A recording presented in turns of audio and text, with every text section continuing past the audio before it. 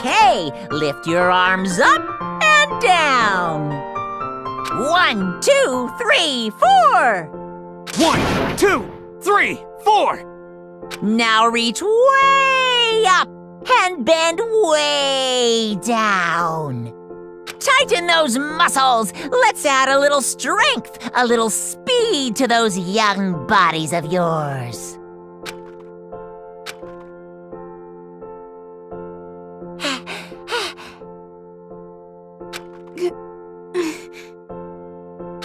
Hey!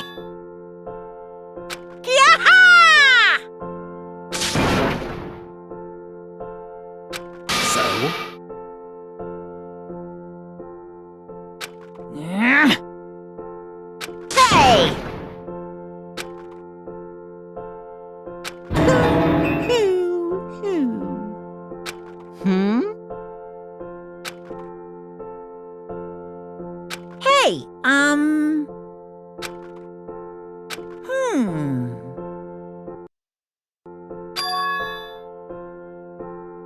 What the heck? You guys? Very nice.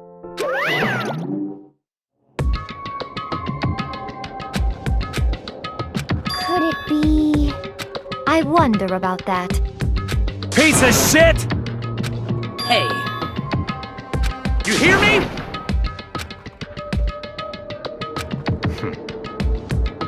Got it!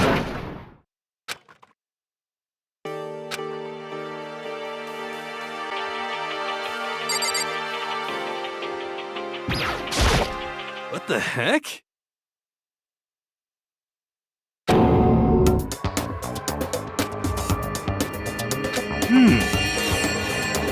You're serious.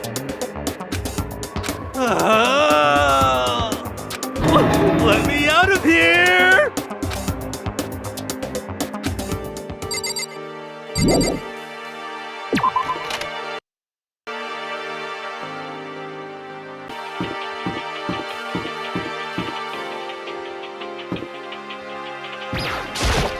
Got it!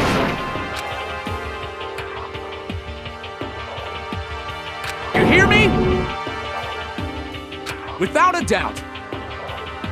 You understand?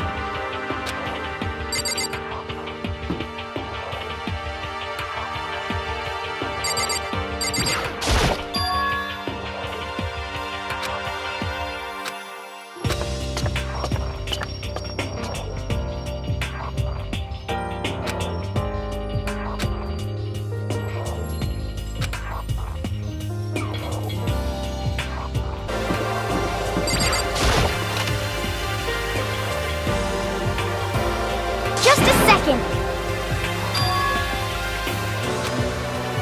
Okay.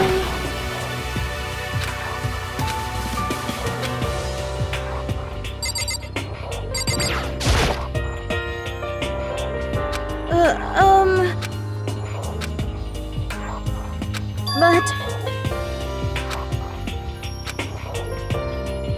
yeah.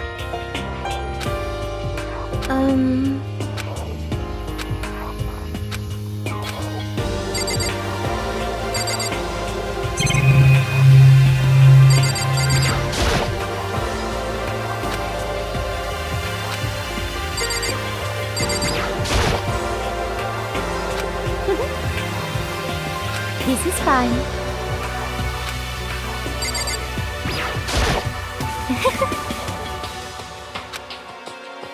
Do you understand?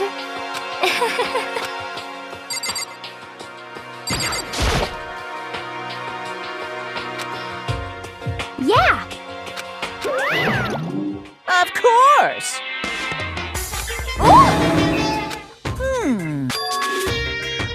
Uh-huh. But...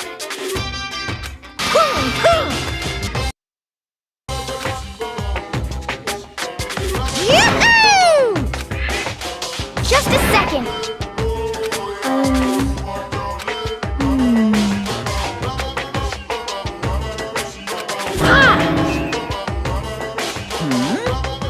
I got it!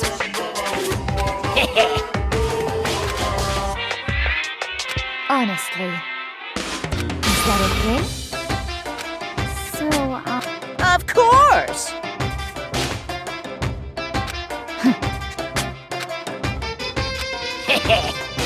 Disgusting. just the worst. See ya later! You got it! As for me... I'm sorry.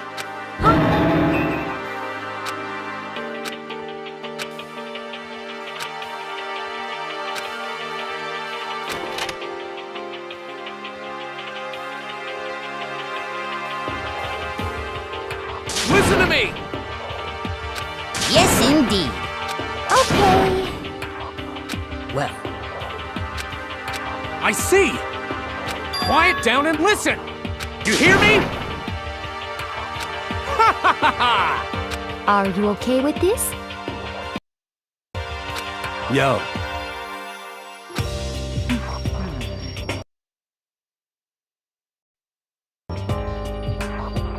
What? What? Hey, come on. What? Stop fucking around. You piece of... So then... Yeah.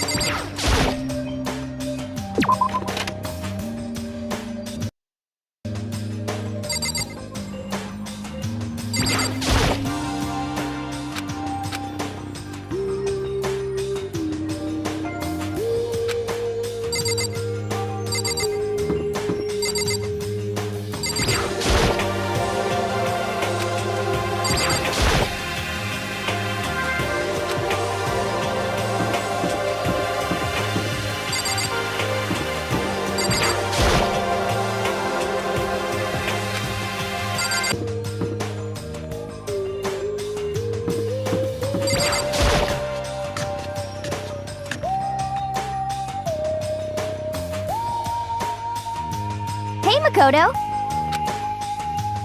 Yo, yo, yo!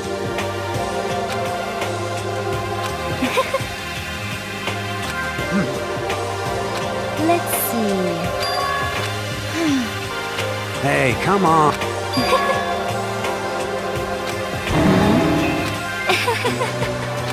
Well... Let's see... This is fine.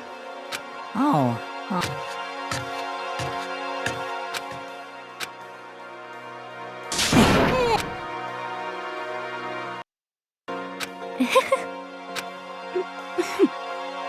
There's no way to think about this in a common sense kind of way.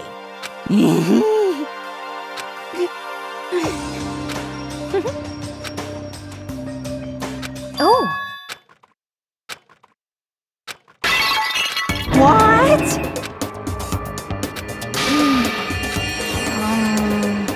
Yes, indeed.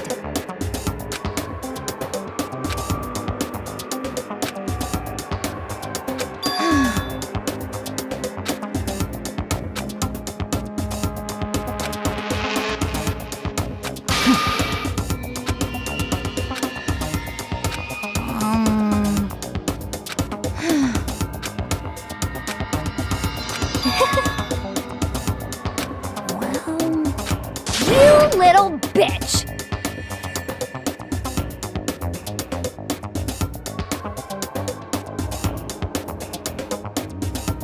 Say what? Yay!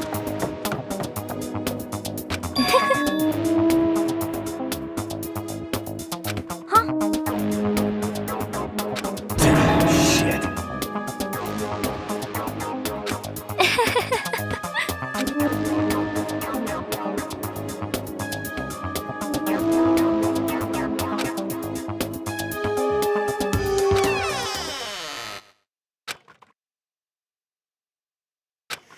Huh?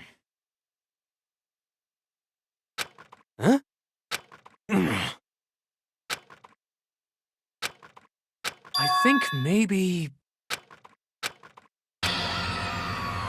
Listen to me! What's your problem?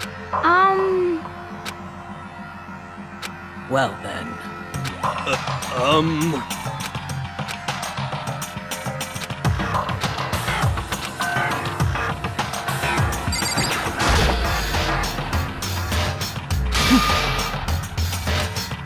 As for me,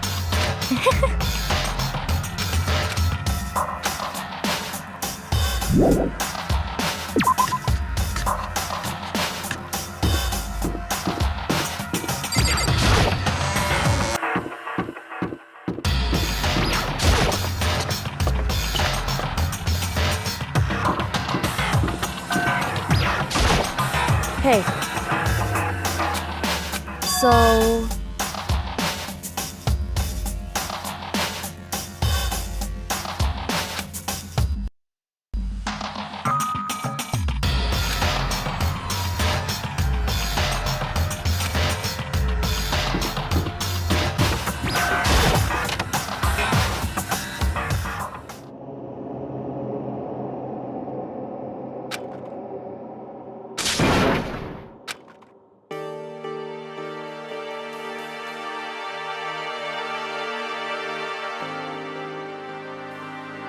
Hey, what are you doing?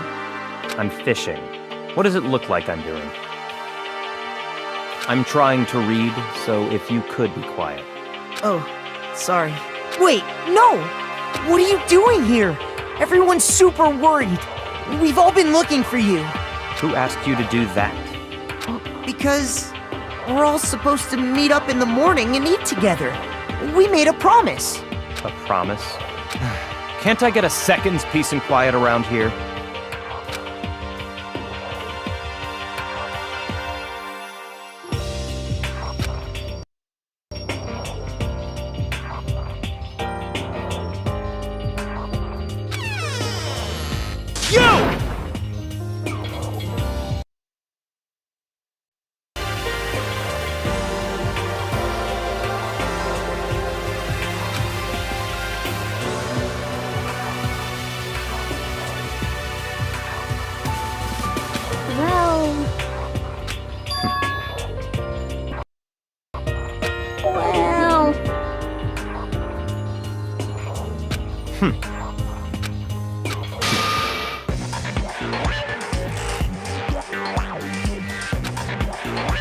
Naturally.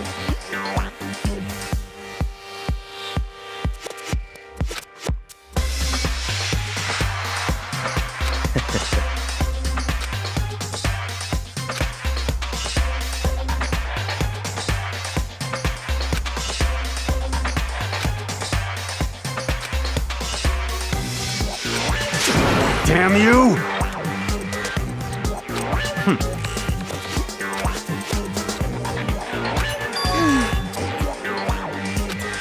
are you okay with this?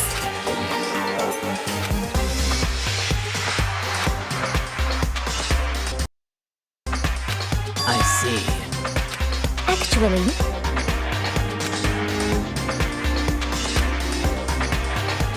is that okay?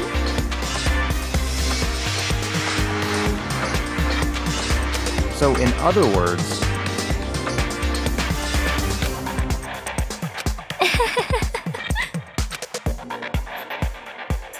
what?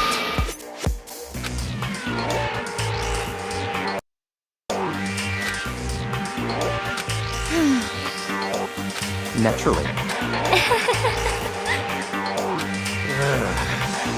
Just a second! Not possible. You son of a bitch!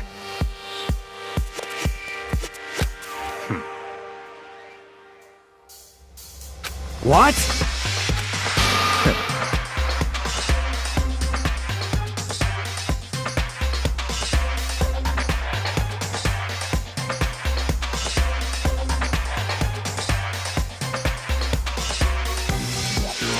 Piece of shit!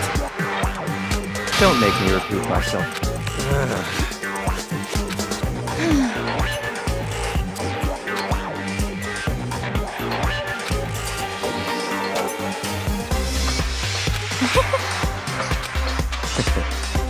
Isn't it wonderful?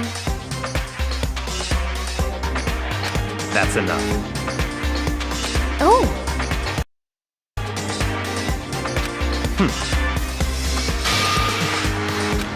no. What? It's because... It's horrific. Huh? But... What? Come on. Stop fucking around!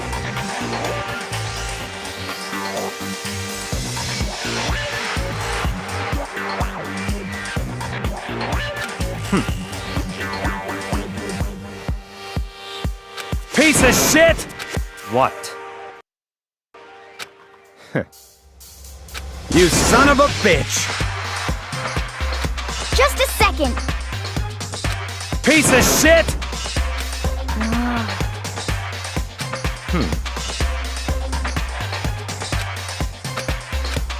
Not possible.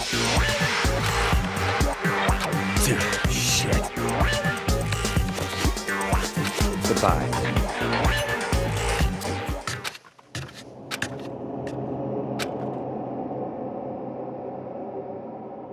But...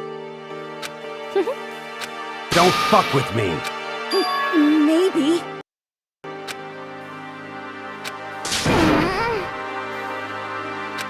Anyway... I'm telling you!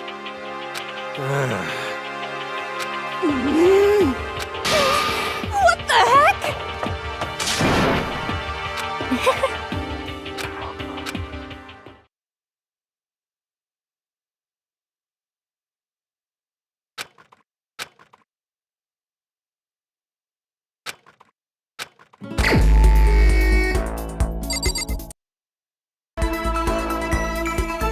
This is fine.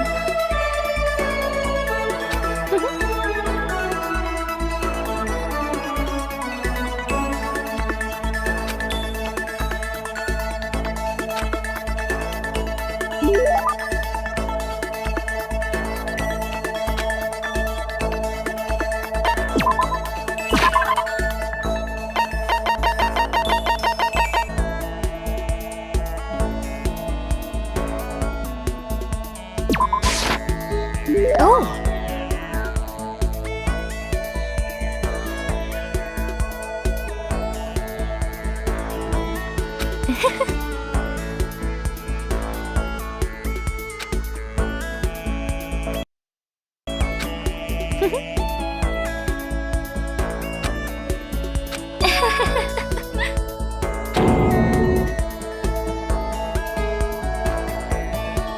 Indeed.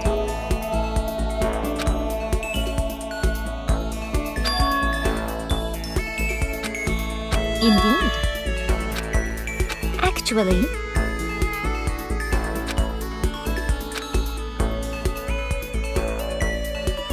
is that okay? Well,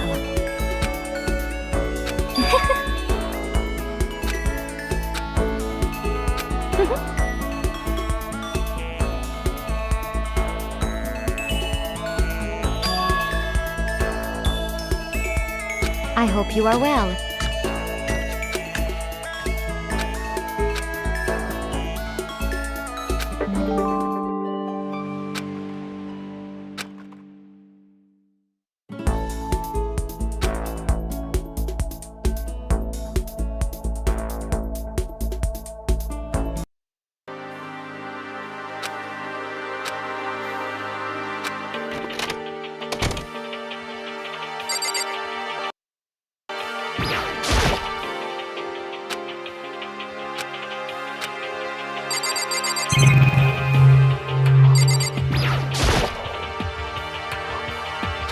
What's your problem?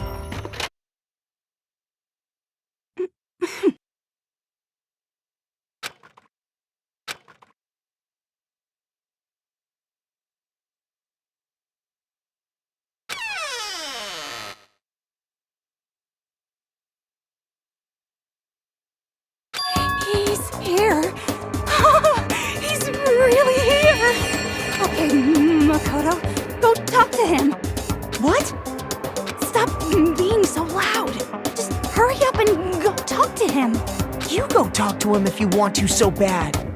I can't. I don't want to interrupt him.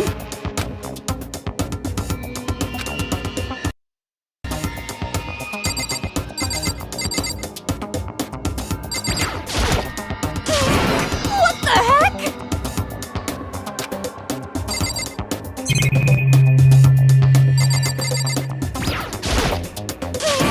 What the heck?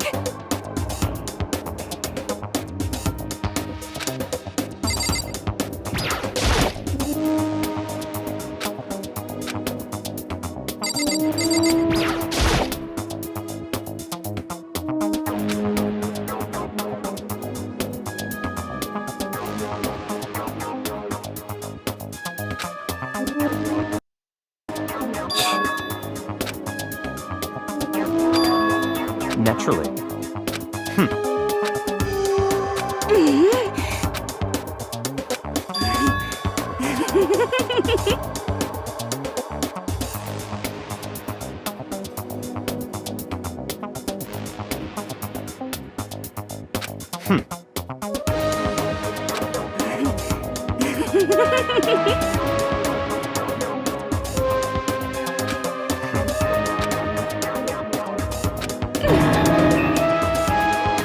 Don't make me repeat myself.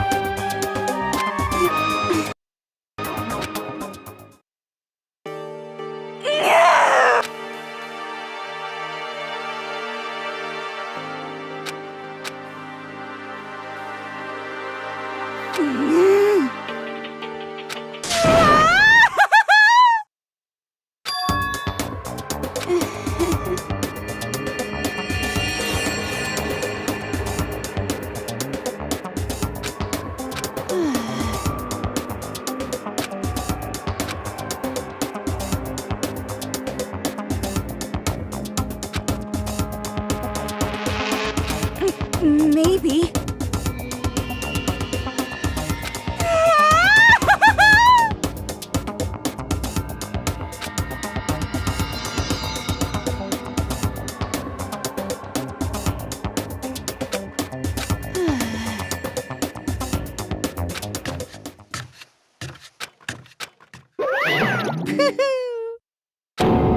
Ba-bum, ba-bum.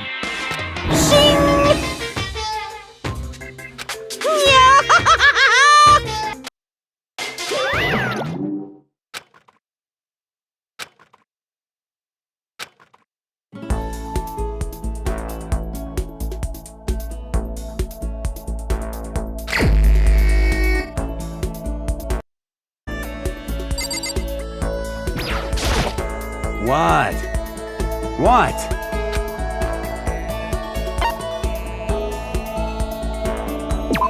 Hey!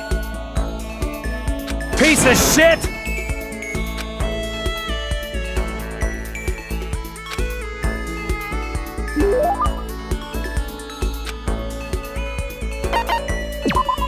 Yo.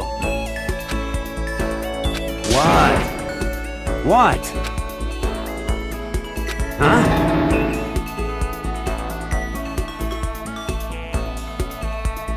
Jesus Christ. Yo.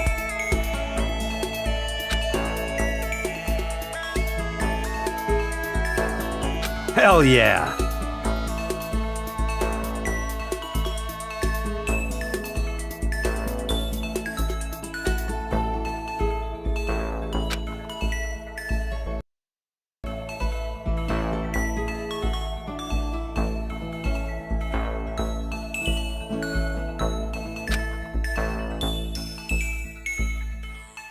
Stop fucking around!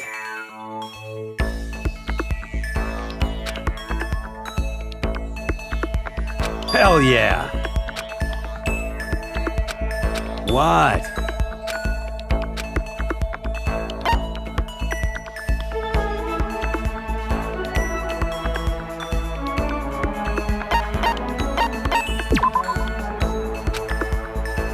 What? Yo. You're...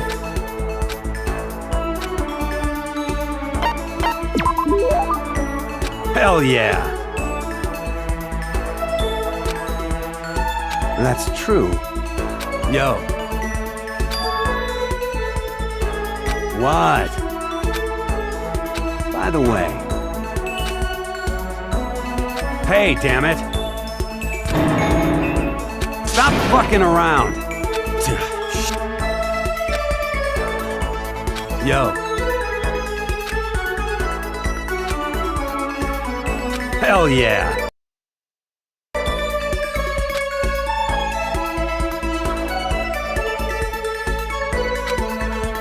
Hell yeah.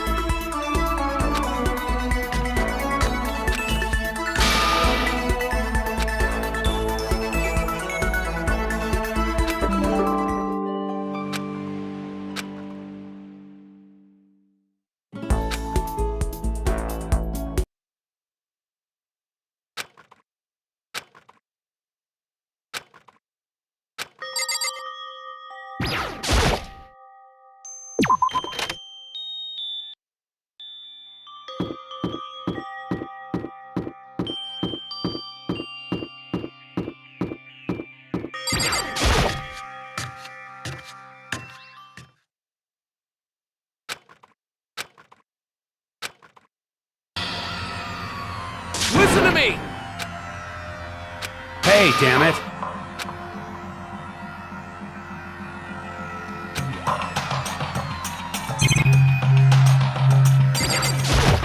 Hey, damn it.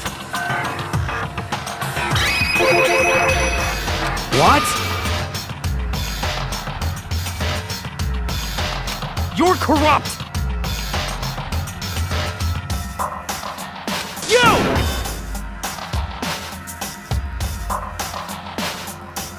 Huh? You hear me?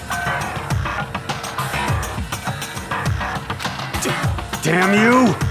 Count on it! You wanna fight? You hear me? What?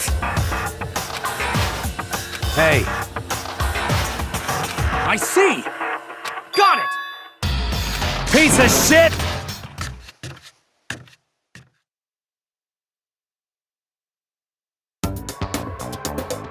Stop fuck!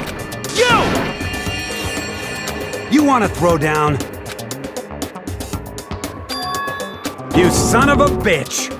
Ridiculous! You wanna fight? Stop fucking around! Hey, Mondo, What, asshole? you can take off your uniform, you know? Go ahead. I won't judge. And you can shut the fuck up and mind your own business. I mean, look at you.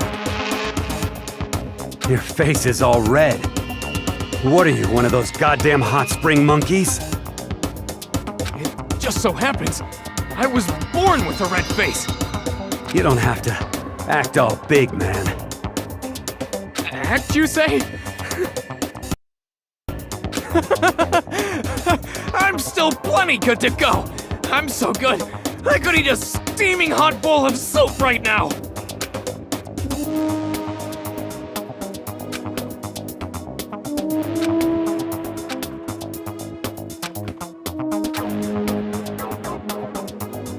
Don't you think it's about time you gave up? What about you? You can't even hardly talk. Say whatever you want. I'm still totally good to go. In fact, That's probably not good.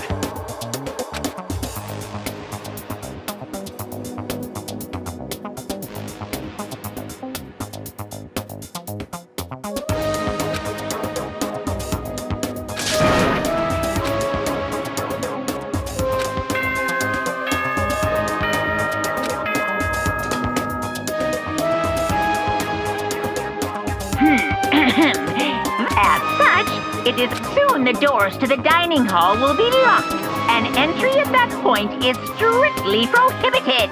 Okay then, sweet dreams,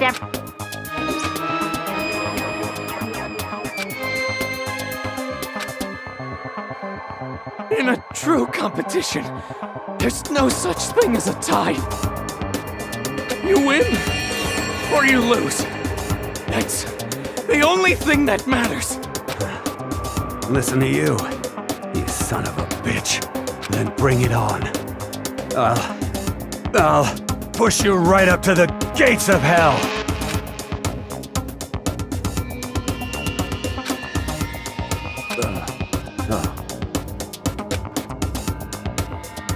Ha ha ha ha!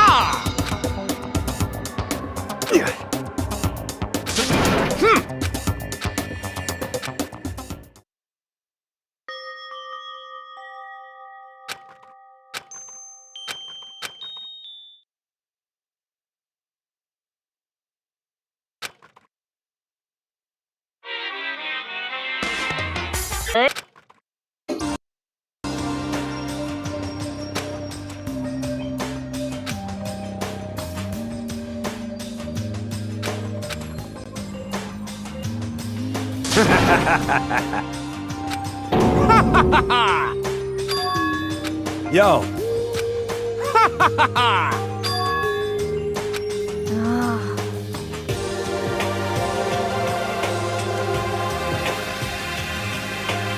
what?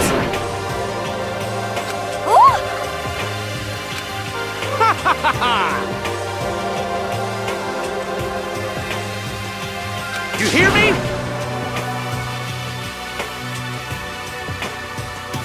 Ain't that right? Without a doubt. Piece of shit! Got it! I see.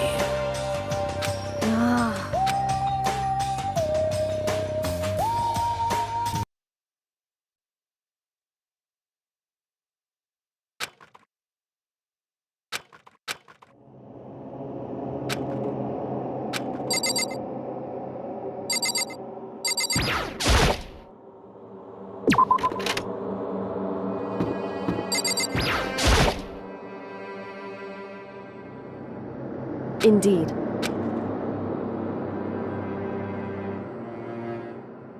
Right. Goodbye.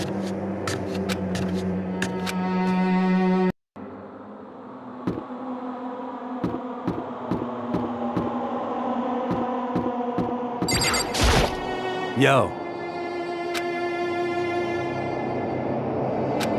Shit.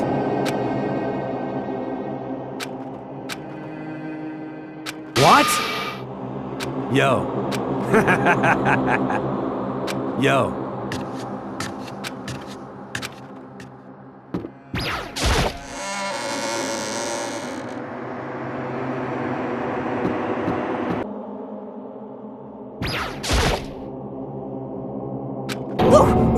Why is that?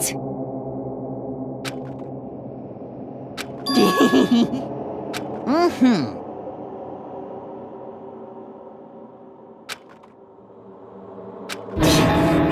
I suppose.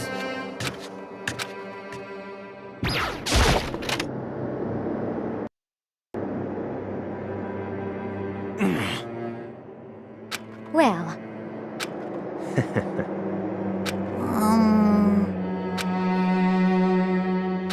what the heck?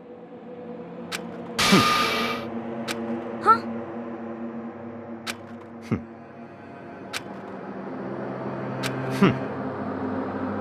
What is this? Well, huh? Certainly. What? Could it be? It's not like some occult mystery. Huh?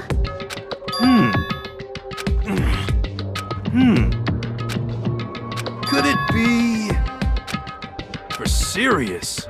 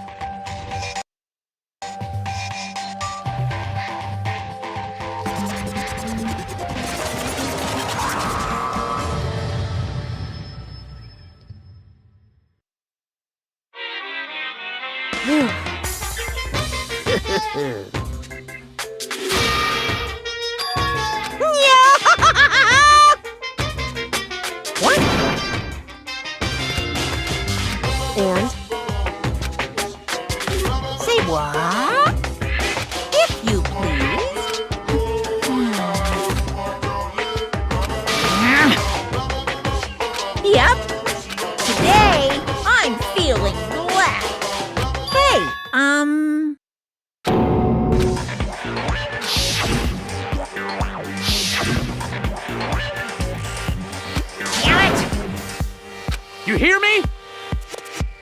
Got it!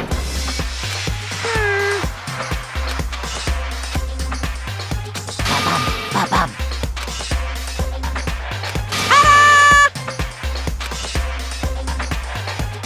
And those embarrassing memories and secrets are all contained in the envelopes I have right here. I'm going to hand them out now, so take a second to take a peek.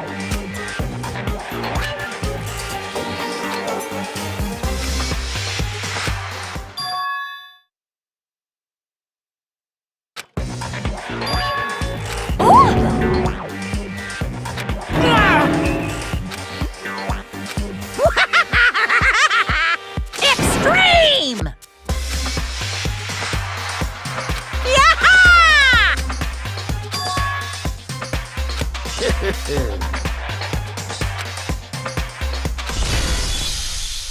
What? Count on it! This is kind.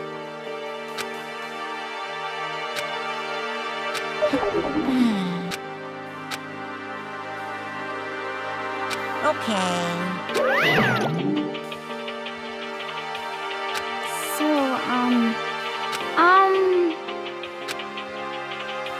Listen to me! You hear me? Without a doubt. Quiet down and listen!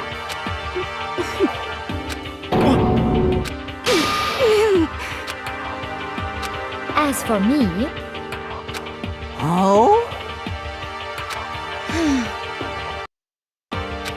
Come on, come on. honestly, Here we go. Hey!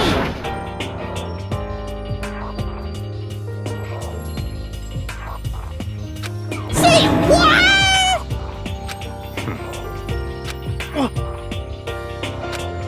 I'm sorry. But... So, That's true.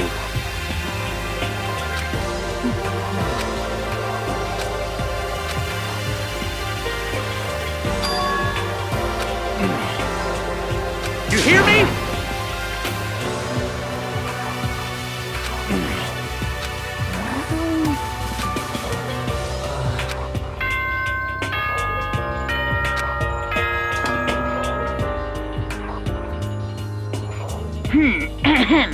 This is a school announcement. It is now 10 p.m. As such, it is officially nighttime. Soon the doors to the dining hall will be locked, and entry at that point is strictly prohibited. Okay then, sweet dreams. Of course.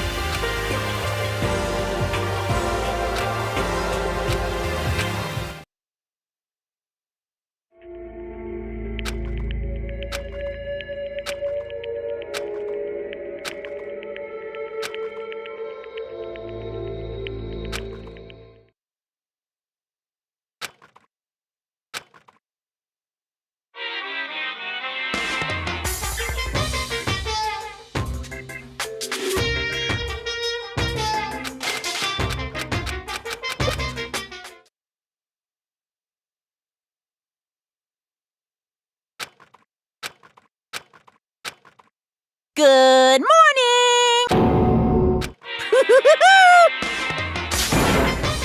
Yep.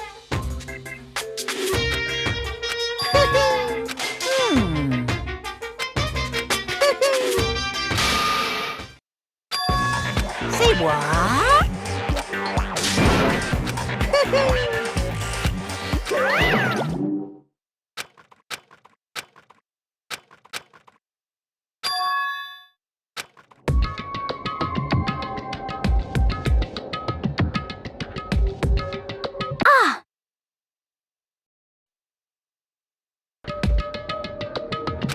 Hey.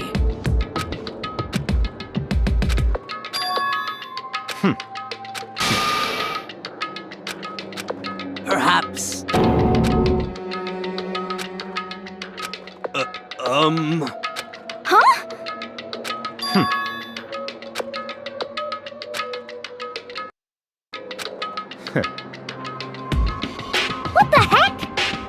Naturally. Just the worst. Wait. That's fine.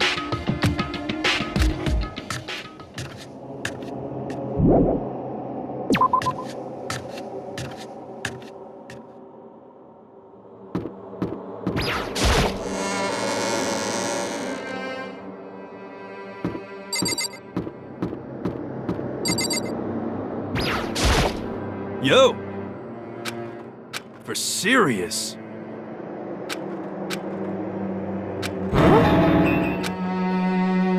Hey. Well?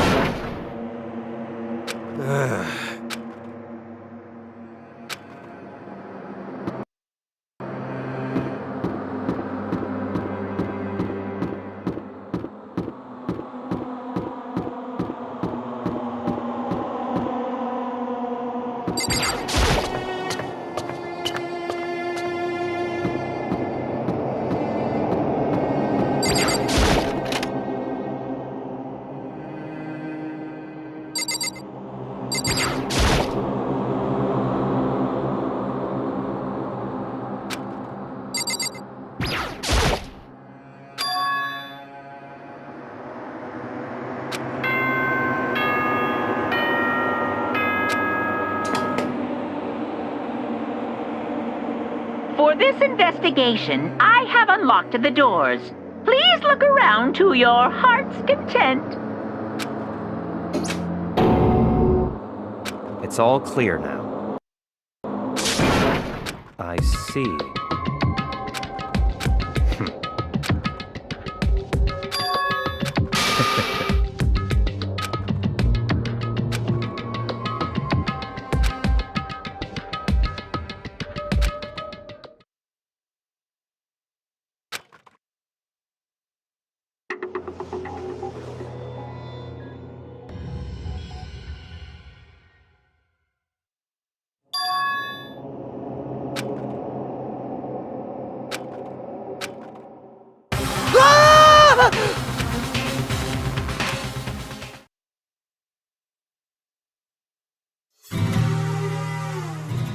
Danganronpa.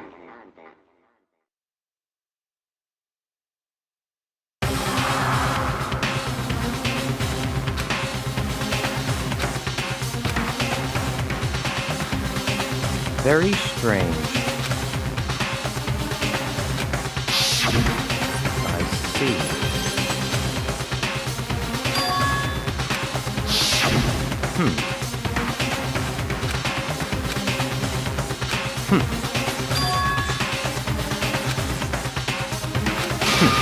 Interesting.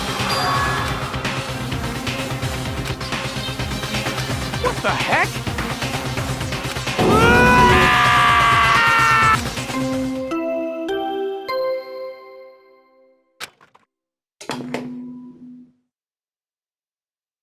A body has been discovered!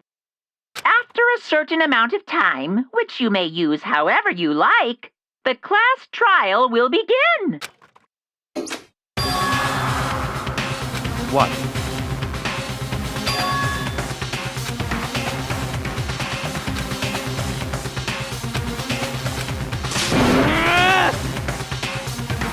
Naturally.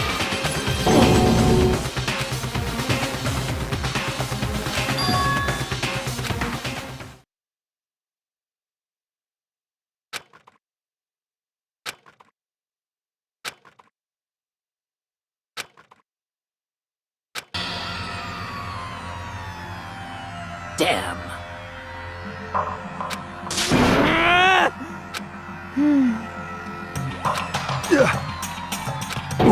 What the?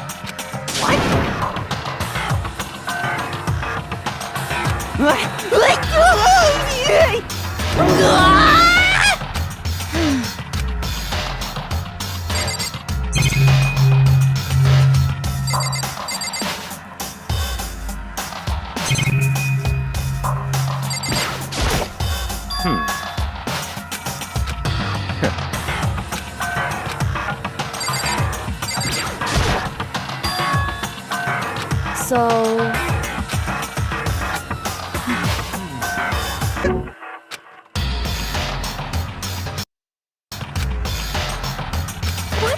this. What? No way! Well.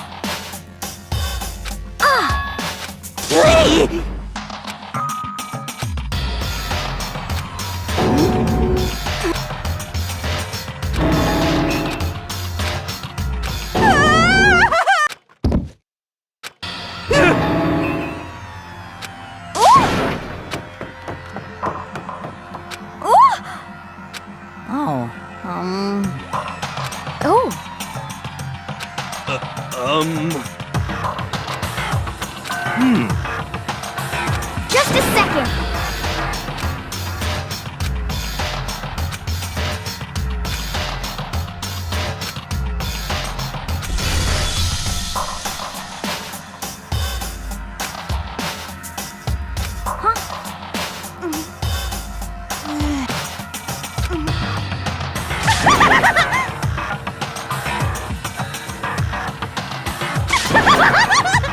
What the heck?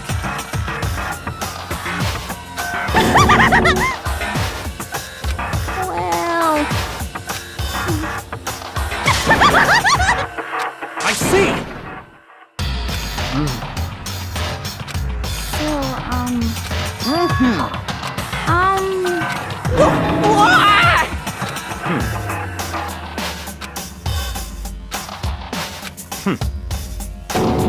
Don't make me repeat myself. Of course! Yoo-hoo!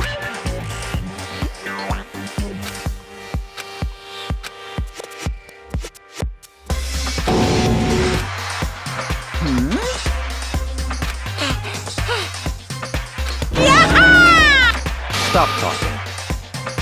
It's the Monokuma File! See ya later! no way!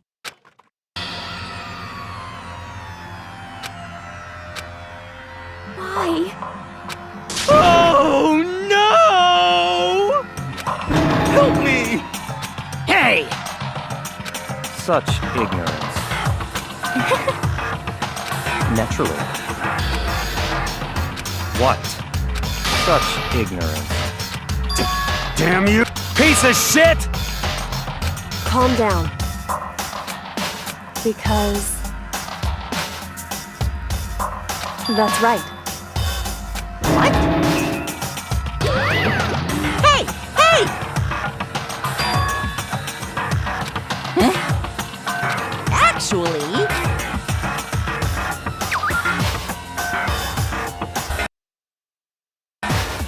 So then... Hey,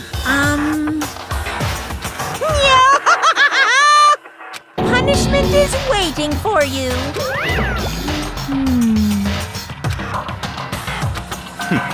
Interesting. You son of a bitch! So, there is nothing to be done. Is that okay?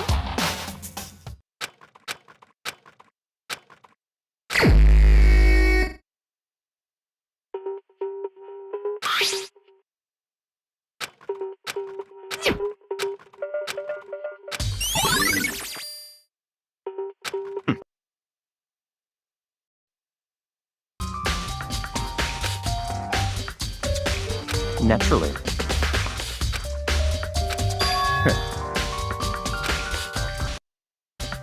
What? Stop talking. Let's go.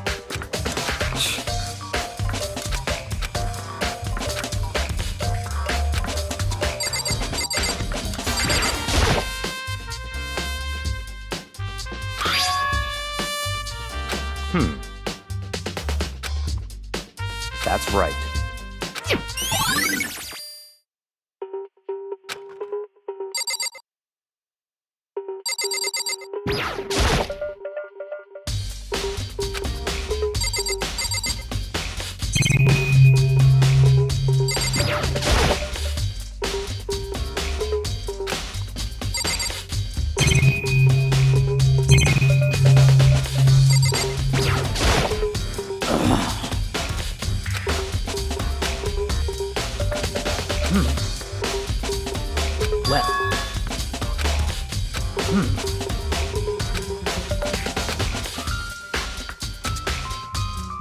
Perhaps.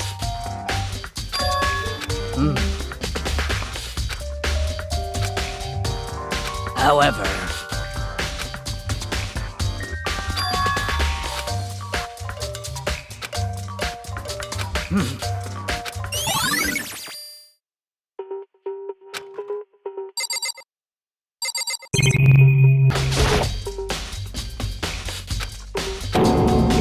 Very strange.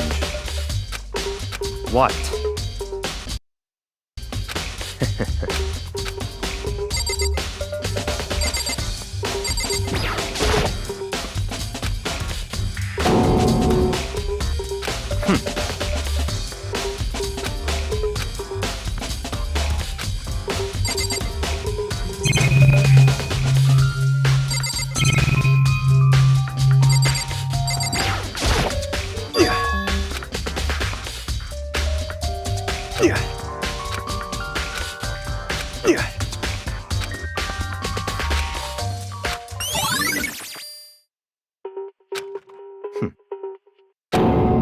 What? Let's go.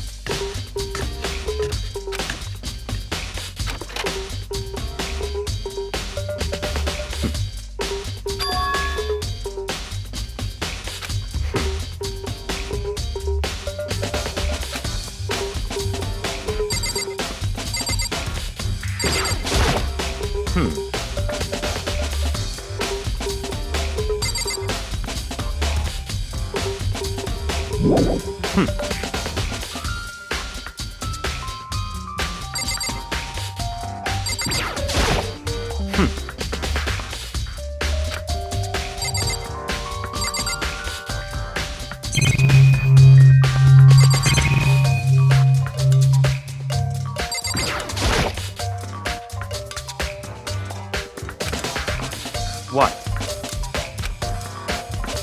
Did you call? That's right. You need? Yep.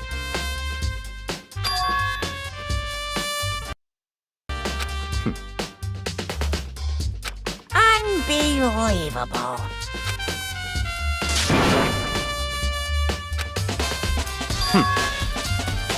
Of course.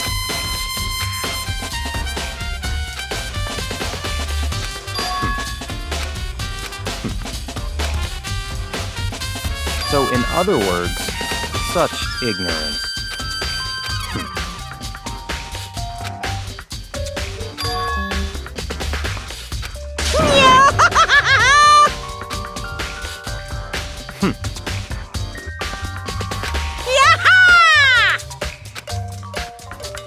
Yep. Why? That's fine.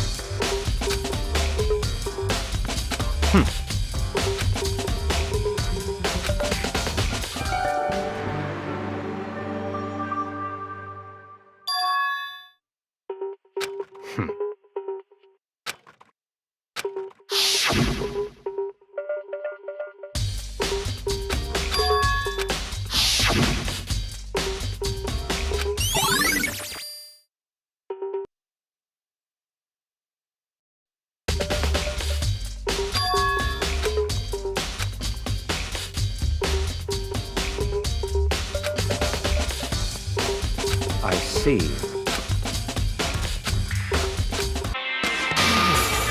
Now.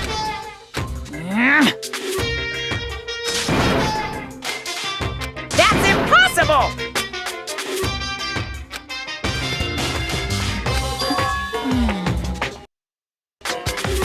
I can't hear you. What?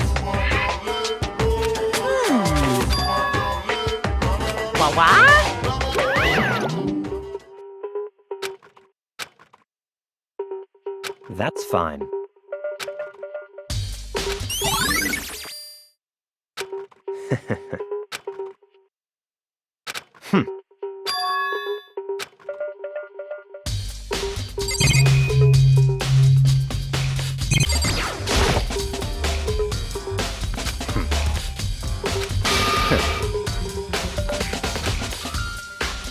Don't make me repeat myself.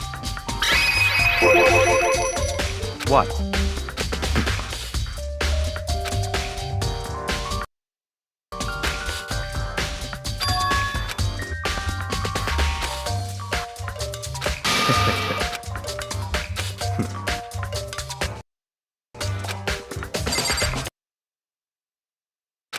I don't have time to play with you.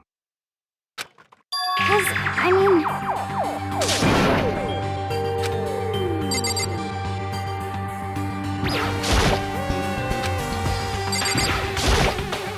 Please! 'Cause, I mean... Well...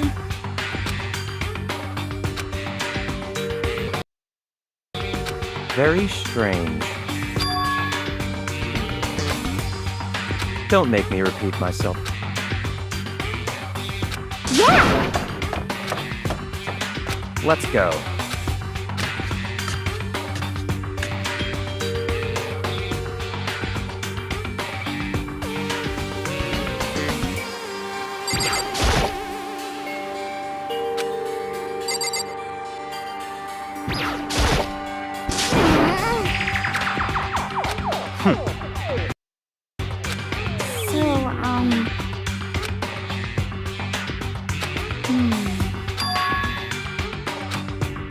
That's fine.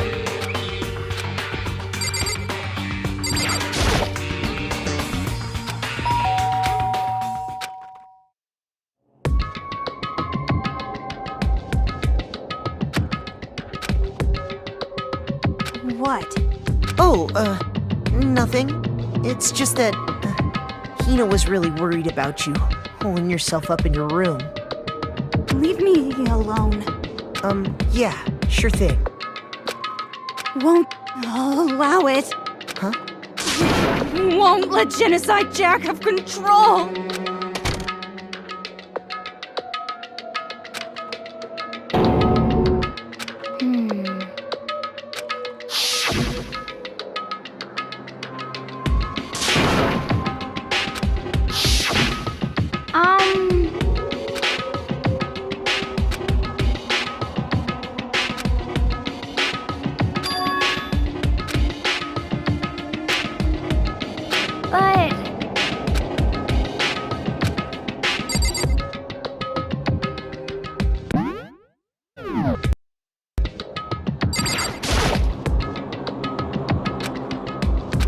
That's fine.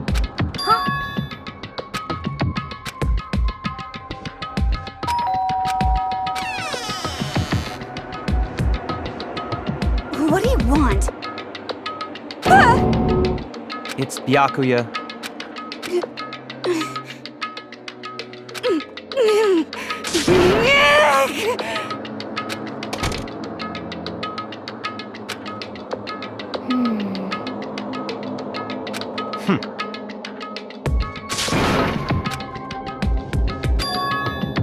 What? Stop talking.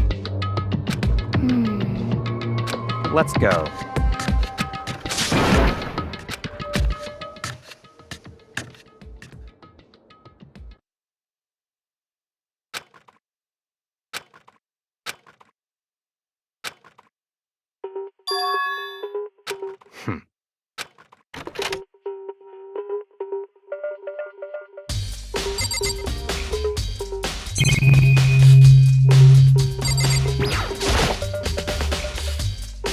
Don't make me repeat myself.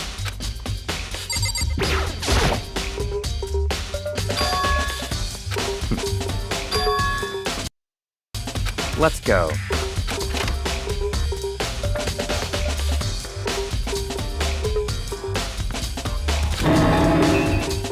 So, in other words,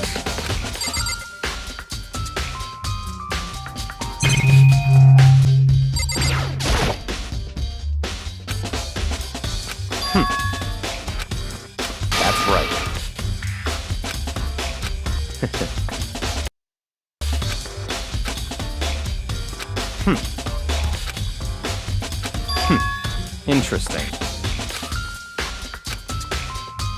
Such ignorance.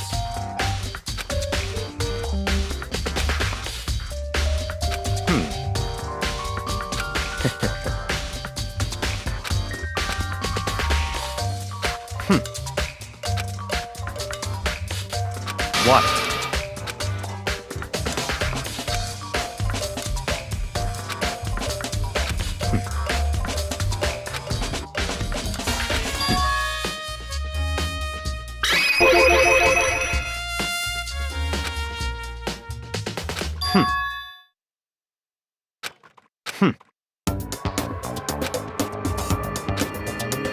So, in other words...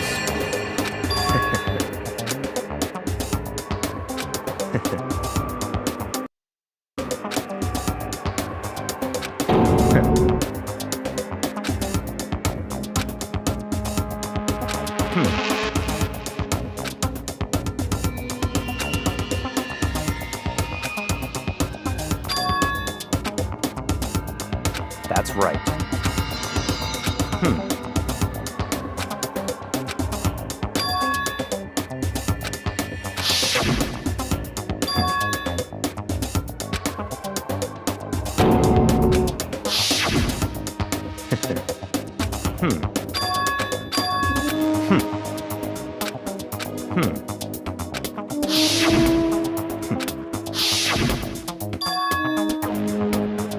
That's right.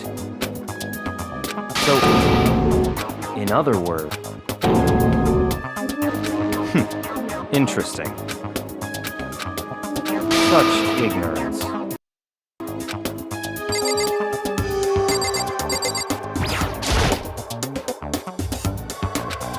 That's fine.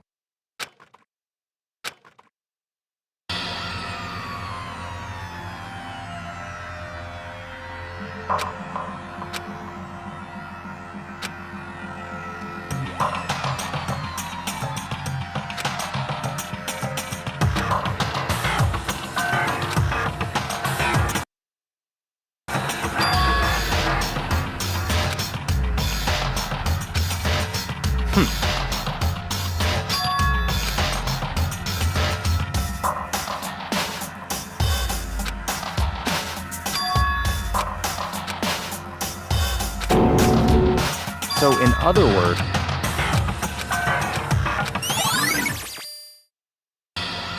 Let's go.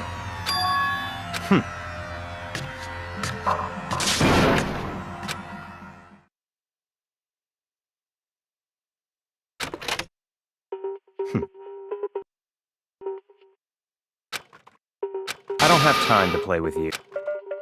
Goodbye.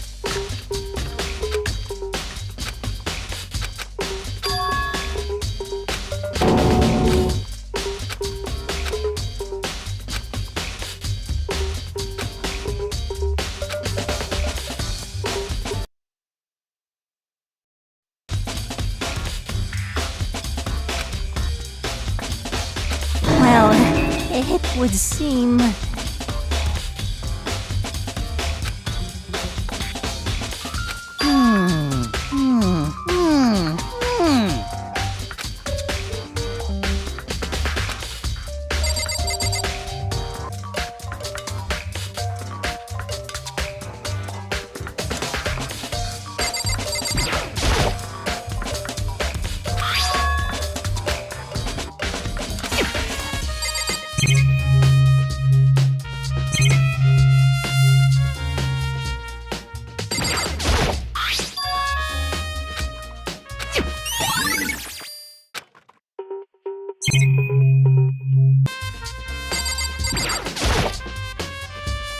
Indeed. However... Well...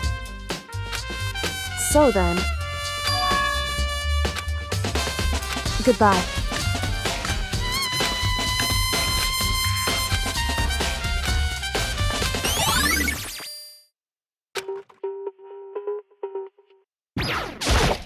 Damn. No forgive...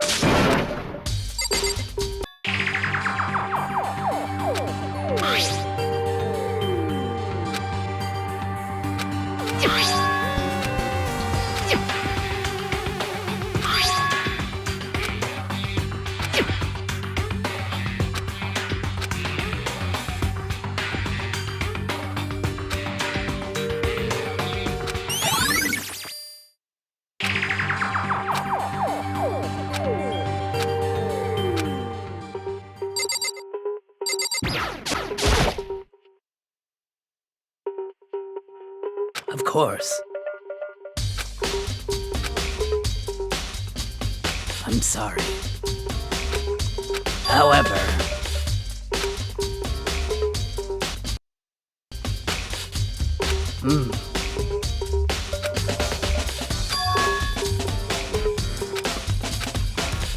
Of course.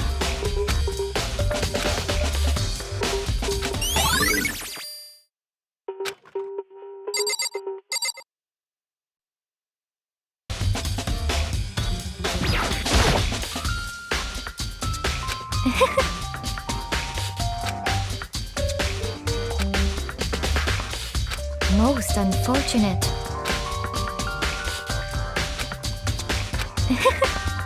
Actually, indeed. What are you doing out this late? Oh, I was just... Are you planning to go exercise, perhaps? What? How did you... Because I can see a blue track jacket sticking out of that duffel bag you're carrying. Oh, you're right. Thanks. Well, I'd better get going. I'm kind of in a hurry.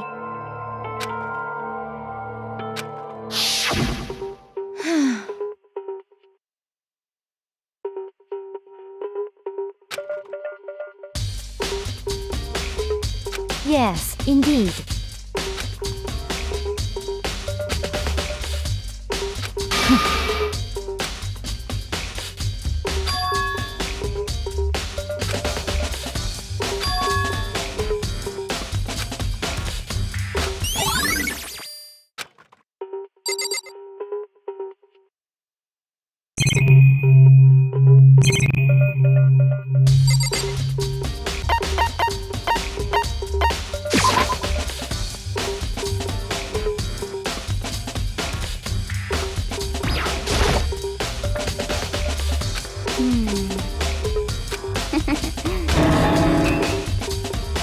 Yeah! Huh?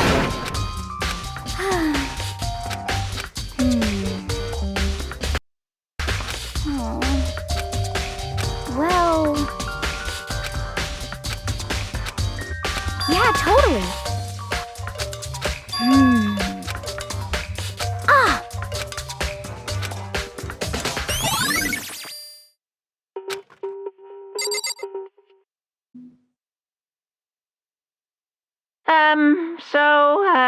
I'm getting tired of waiting. Shall we just plunge right in? It's the moment you've all been waiting for. You remember where to meet, right? Please go through the red door on the first floor of the school. See you soon.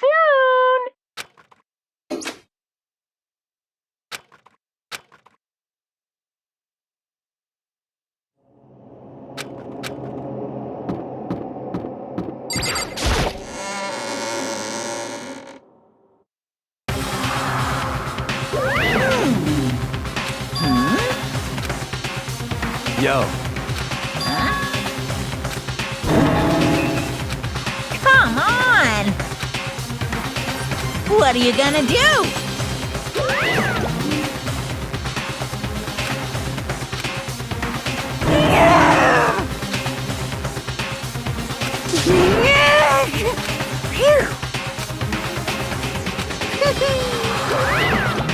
Let's go.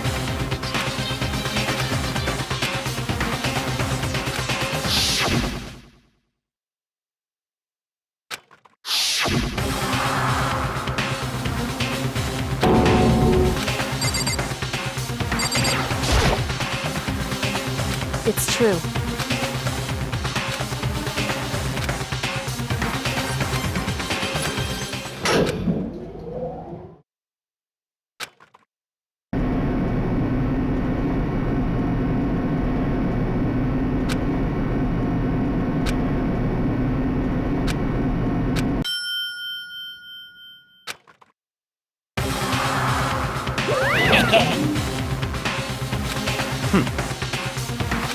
Very nice. Well, thrills, chills,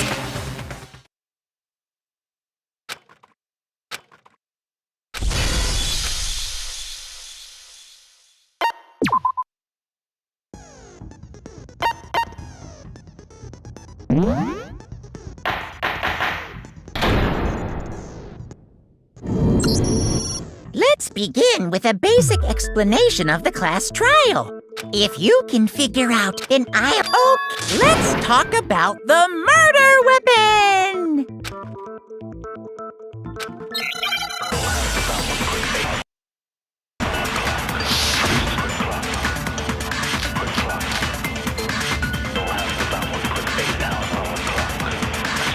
Chihiro's fatal injury. It appears it was the head wound. According to the Monokuma file, the killer used a blunt instrument.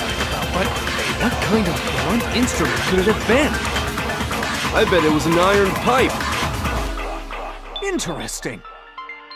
That certainly would make for a powerful weapon. Poor Chihiro.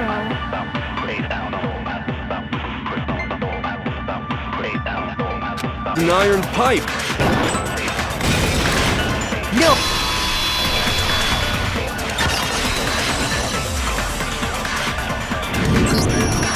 Can we agree that the object that dealt the fatal blow was the dumbbell, found at the scene of the crime? It was covered in blood, and there was nothing else at the scene that could have caused that kind of injury.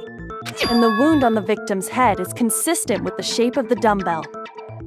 As far as I'm concerned, there's no mistake and no room for doubt on this one. You looked at her head wound? Yay! That's so creepy! If you don't mind, I will proceed from here. Let's move on to discussion of the culprit.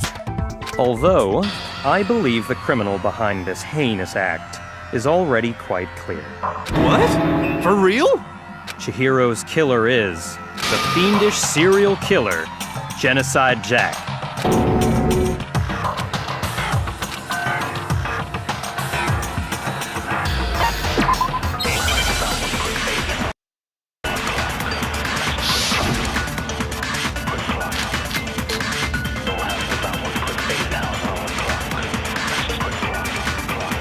The culprit is Genocide Jack, I'm sure.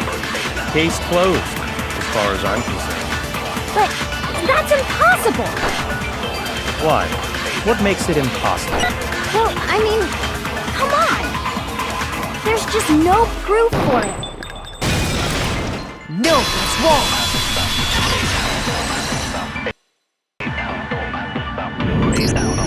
I might know one reason he could be involved. What? I found this file while I was looking around the archive in the library. I guess it's some kind of confidential file the police put together about the Genocide Jack case. What? That's kinda weird as shit, isn't it? What was something like that doing in the library? The why of it is probably more trouble than it's worth, so let's forget about that for now. More importantly, it outlines all the specifics of every Genocide Jack case in exceeding detail. According to the file, there appear to be two defining characteristics in every Genocide Jack case. The first is that a bloody message is found written at the scene of every murder. Oh, that's right. Food lust. No. It's actually bloodlust. But more important is the other characteristic, and it's something that has never been made public. Never made public? What the hell is it? Why don't you tell them, Makoto?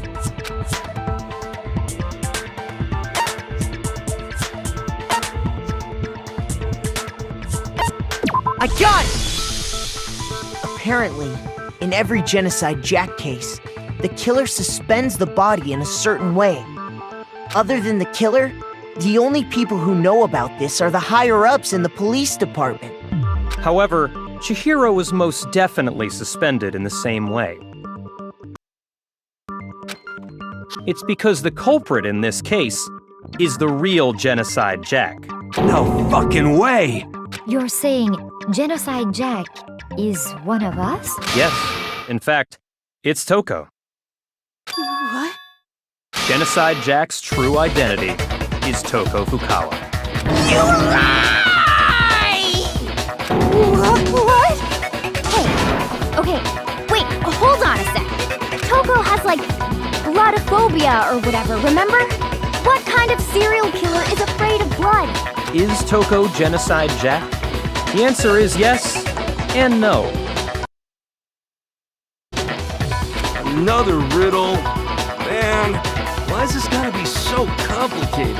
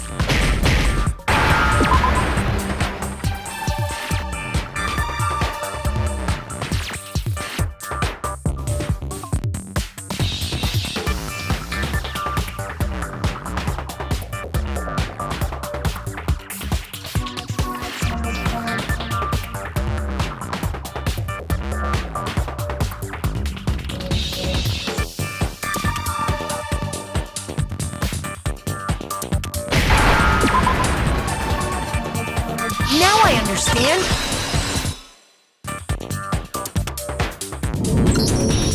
Is it because Genocide Jack has a split personality? Huh? I think I read that somewhere in the file, too. They thought that the suspect might have, what did they call it? Dissociative identity disorder. Oh, okay. But still, to go and say that about Miss Fukawa is... Perfectly acceptable. Toko's strange behavior after seeing the body is proof enough that she has a split personality.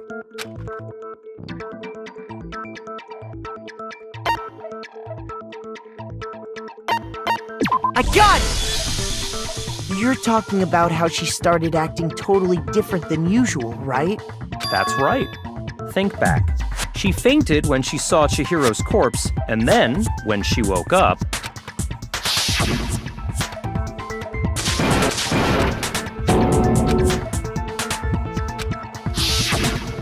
She was acting funny, that's for sure.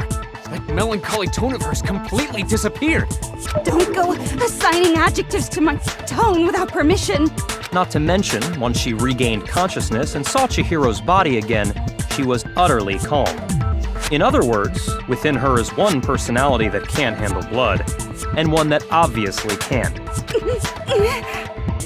So when Toko trapped herself in her room, it's because she was scared of Genocide Jack?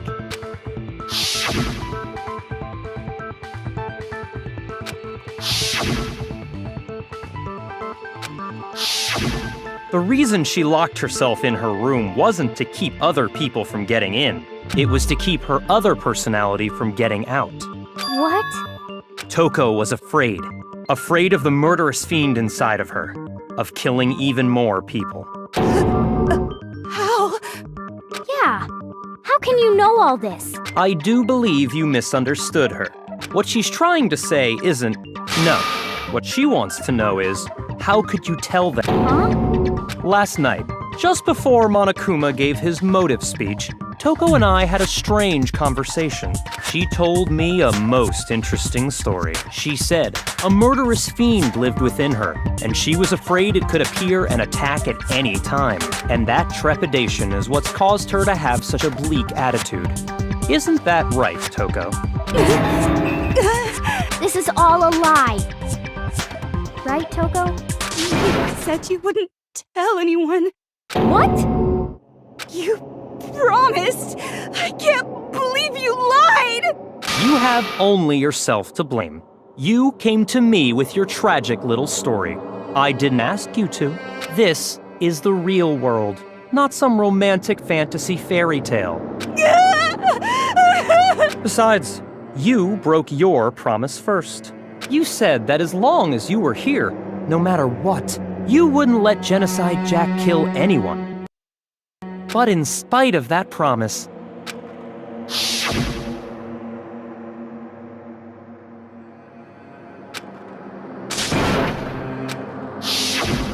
You said if I kept my promise, you would go out with me. That's the only reason I promised. how many times do I have to tell you? I never said that. But you weren't able to do it. You just couldn't resist that rush you got from killing, could you? I tried! I swear I tried to control. But your efforts were useless. What a disappointment. I hate you. Well, the opening act is nearly finished. All that's left is to hear from the person in question directly. The person? You don't mean...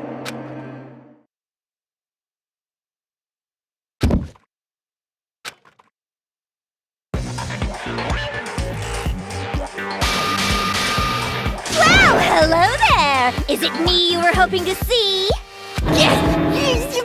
What the heck? So you figured it out, huh? Well, whatever. What are you gonna do? I'm the ultimate murderous fiend, Genocide Jack! Or better yet, let's go with Genocide Jill! What the fuck is this? What happened to you? Not Toko, that's a loser name. And what happened is a textbook split personality. So what if one of them happens to be a serial killer?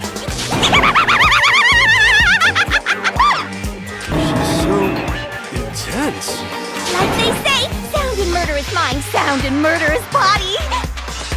This one is so different from the one we've come to know. Yes, well, the world is composed of a front and a back, you know. Just like how every inning has a top and a bottom. Behind every dark and gloomy soul lives another that shines as bright as the sun!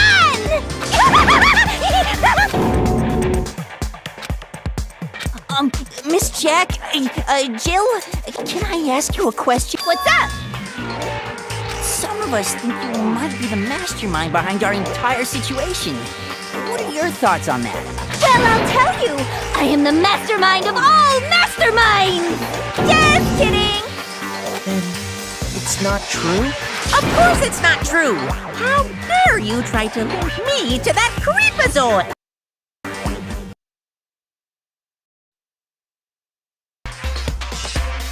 And another thing, the police and government and society in the outside world are totally powerless! I mean, they just let this idiotic, bloodthirsty maniac go buck wild all over town! Sure, I'm a bloodthirsty maniac, but life is pain, right? To live is to hurt other people. It's a necessary evil if you want to survive. The act of living itself causes pain for everyone. Just kidding again! This should be enough to convince you. This murderous fiend is responsible for Chihiro's death. There's clearly a motive, so there should be no doubt. A motive? Remember what Monokuma told us? If someone didn't murder and graduate within 24 hours, an embarrassing memory or secret would be revealed. Well, let's assume that Toko's secret was about Genocide Jack. If a secret like that came to light, Toko's life would have undoubtedly been forever ruined. So she had a very clear motive to never have that side of herself exposed. Interesting. Very, very, very interesting. But sorry, as much as I hate to admit it, I'm not the culprit. Huh? But I cannot imagine anyone other than you could murder someone in such a bizarre fashion. Maybe so, but nevertheless, it's the truth. Do you really expect any of us to believe you? Yeah, I could never believe a word you say, you monster!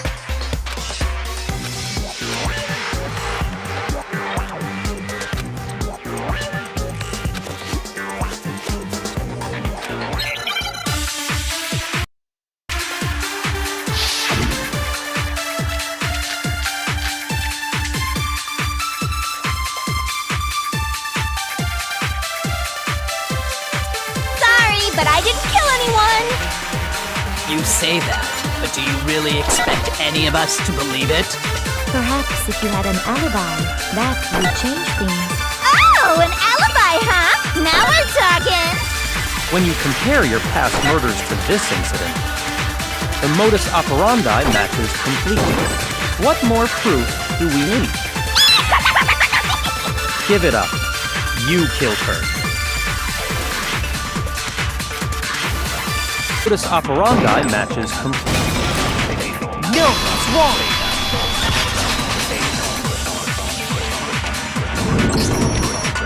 methods of murder really exactly the same?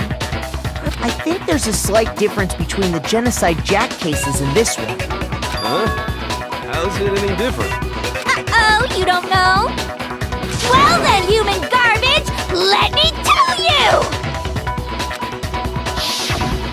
I murder with passion and conviction.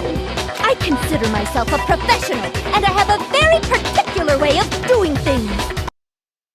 Imagine you go to a fancy Italian restaurant. They're very picky about the noodles, the sauce, everything. But what happened to Chihiro?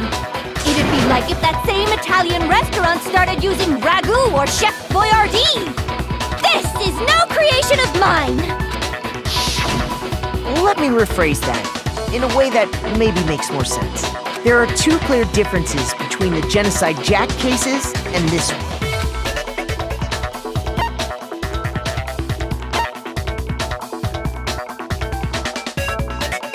I got it! For one, the cause of death is different. In the Genocide Jack murders, all the victims were killed the same way. According to the case file, they were all apparently killed with a pair of scissors. But Chihiro died from a blow to the head, right? Ah, yes. That is remarkably different from the other murders. Wouldn't it be strange for someone who kills the same way without fail to suddenly change their method? And there's more.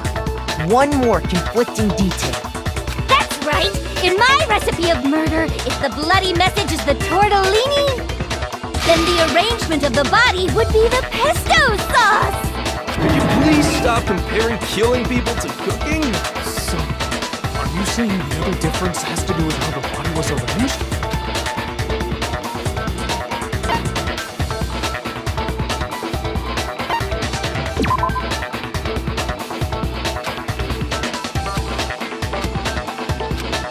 Shoot!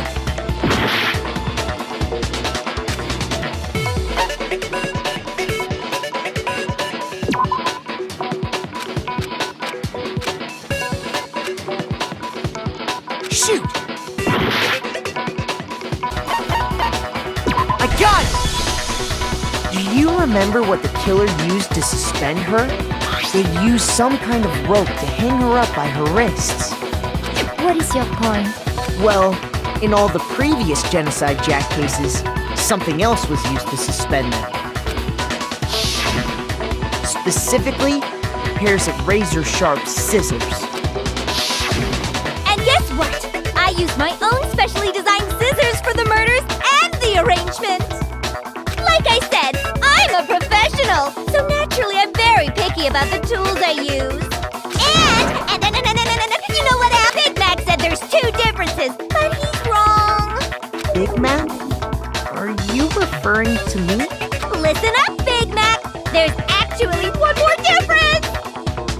Huh?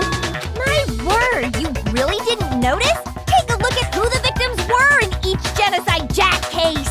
There's a pattern there, just waiting to be discovered. Pattern? Figure that out, and it'll be plain as death why I couldn't have possibly killed that little lolly girl.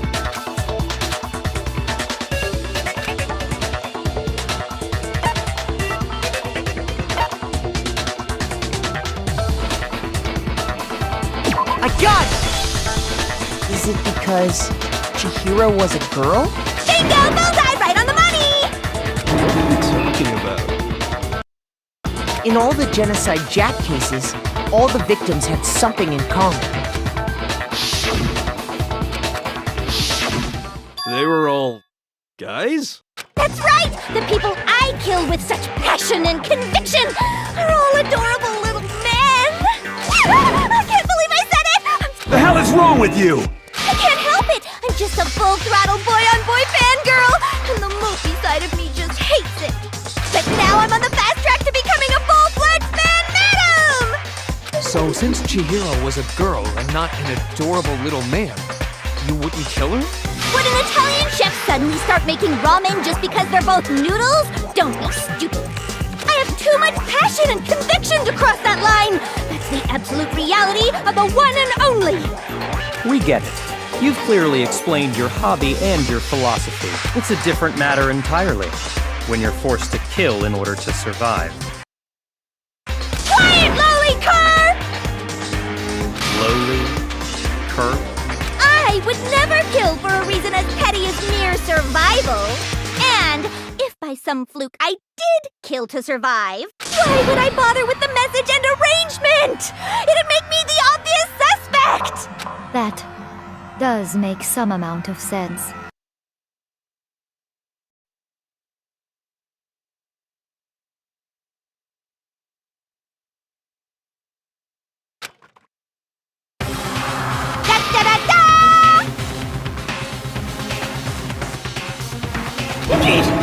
She's fully equipped!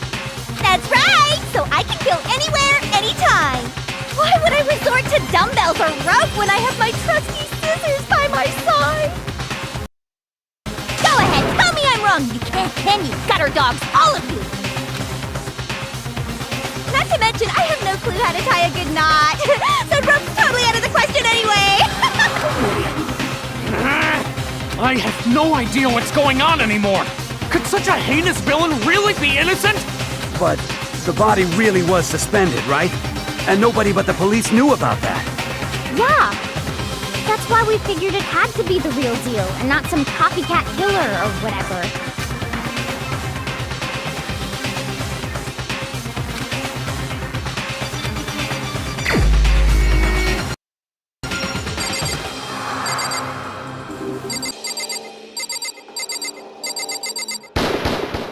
Here's my answer.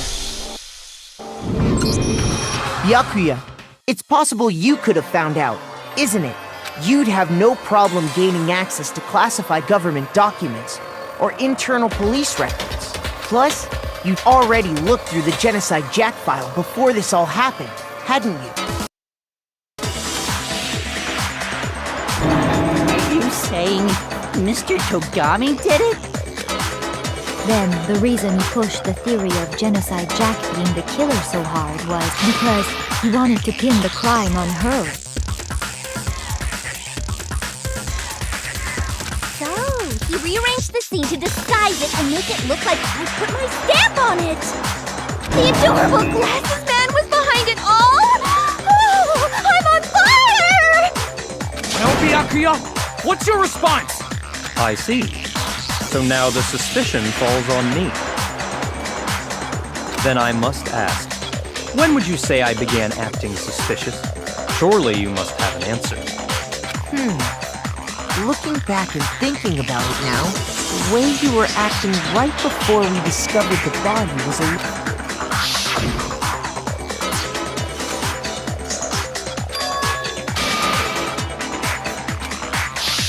You wanted to check the girls' locker room. Nothing strange about that, I'd say. On the contrary, there's something very strange. Okay then, what's so strange about it?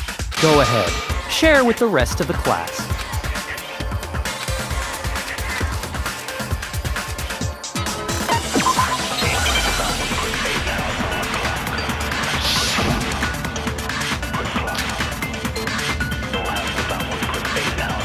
So, you said Byakuya was acting kind of weird before we found the body.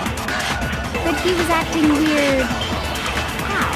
If you're presented with the opportunity to check out, that's a natural rip. The victim was Chihiro, who was a girl, so of course I would suggest we check the girls' locker room. There was no time for pointless distractions. What's so strange about that? You wish you'd taken me with you?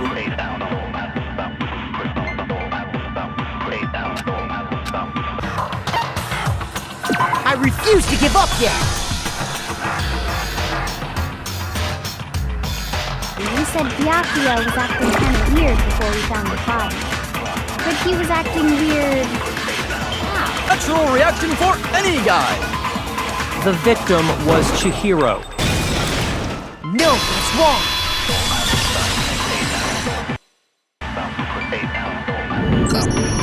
I'll tell you what's so strange about that. Because up until we actually discovered the body, we couldn't have known who the victim was.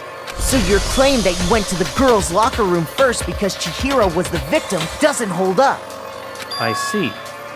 That's a good answer. I'm interesting. Very interesting indeed. But your reasoning is still too weak. Huh? What's wrong? Is that it? Surely you've got more than that. Go ahead. Show us.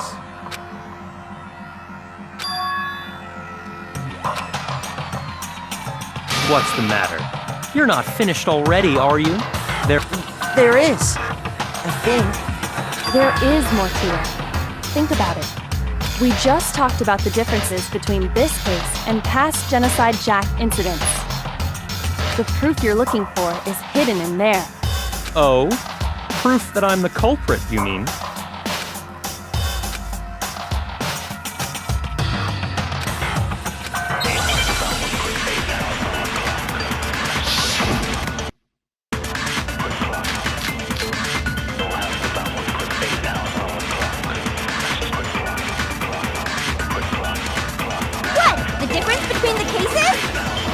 You want me to explain it again? When I want to kill, I use my very own special scissors. And I use those same scissors to arrange the body. But Chihiro was suspended with... It was some kind of rope. Was it not? That's right! It absolutely was! Then there must be something very fishy indeed about that rope. Hey, Byakuya, where'd you get it from, huh? I'd never seen that rope before in my life. Obviously, somebody else must have had it hidden away somewhere.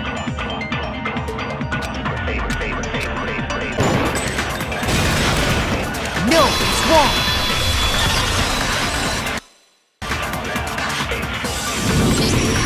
Actually, I'm pretty sure you have seen it before. Because, you see, that rope, or should I say, that extension cord? What? An extension cord? Byakuya, you've used the extension cord in the library more than once, haven't you? And the same extension cord that was in the library all this time went missing after the murder.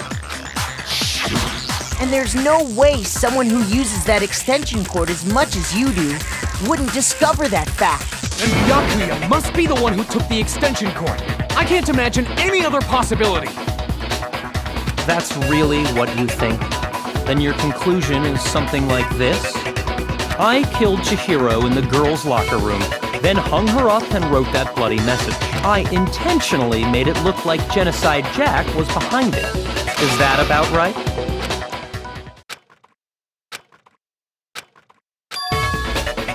What's wrong? I asked you if you think that's what happened. Hell yes, that's what happened. So that's it, right? Byakuya's the killer. I don't disagree with not disagreeing. He kept calling this a game, right? So he'd be totally willing to do something like this to win. Sorry, but could we hold on just a second? I think we need to talk about this a little more. Huh? Do we really need to? We've already decided who did it. I know, but still, there's something that's still... Is that right? And what, pray tell, is still bothering you? I killed her in the girls' locker room, then disguised my crime. Specifically, I dressed it up to make it look like it was the work of a homicidal psychopath. What about all that bothers you?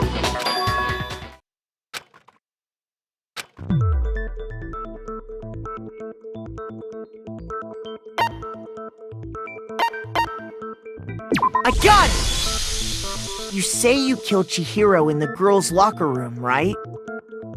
But are you sure about that? Isn't it possible that the murder took place somewhere else? How disappointing. What kind of question is that? Even in the world of disappointments, this is a true letdown. She was found dead in the girls' locker room. There is absolutely no question about that. How could the scene of the crime have been anywhere else?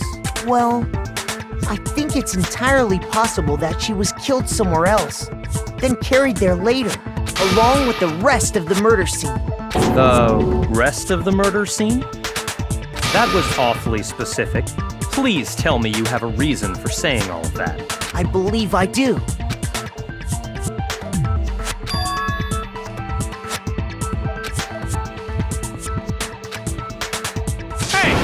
just move on without permission? What do you mean she was killed somewhere else? Come on, Makoto.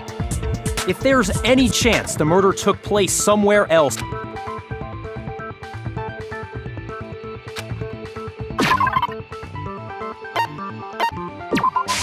I got it! The proof that she was killed somewhere else is the poster that's hanging in each locker room. your proof is some posters? The poster in the girls' locker room was a picture of a big-boobed supermodel. But don't you think that's kind of strange? Why would the girls' locker room have a poster like that? I bet those massive jugs of hers were totally fake! Meanwhile, the boys' locker room had a poster of the super popular boy band Tornado. Again, that doesn't really seem to belong in a boys' locker room. So you're saying that maybe the posters were switched? And there's one other thing I noticed about the locker room. You know what I'm talking about, right, Sakura? You're referring to my protein coffee, aren't you? Protein coffee? While I was in the girls' locker room earlier, I spilled some protein coffee on the carpet. But I noticed that after the murder, the stain had been totally scrubbed away.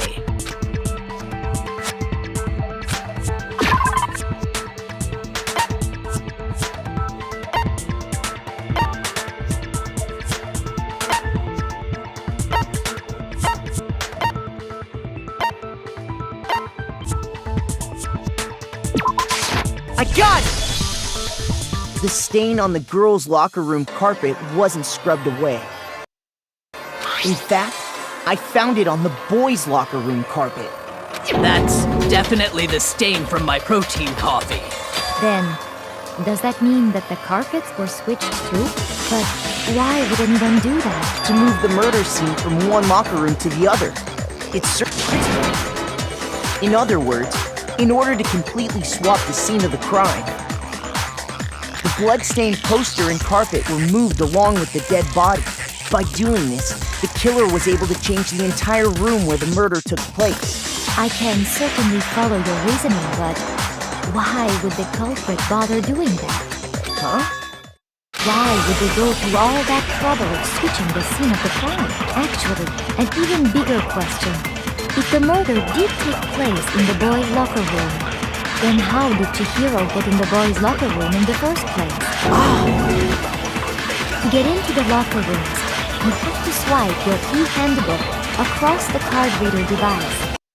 But Chihiro's handbook should have only allowed her access to the girls' locker room. She had no way to get into the boys' locker room to begin with. No, she did have a way, and I can tell you what it was. I highly doubt that. Shut up! I'm telling you, I know how she could have done it.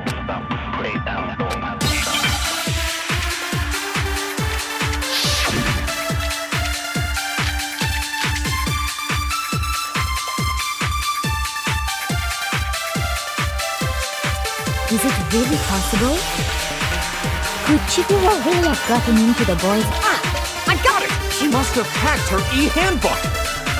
She was the ultimate programmer, after all. I'm sure that would have been... She used the thing that was in the make. Huh? What? I'm talking about Leon's handbook, of course. If she had that, she could get into the boys' locker room no problem. Handbook, of course. No, it's wrong!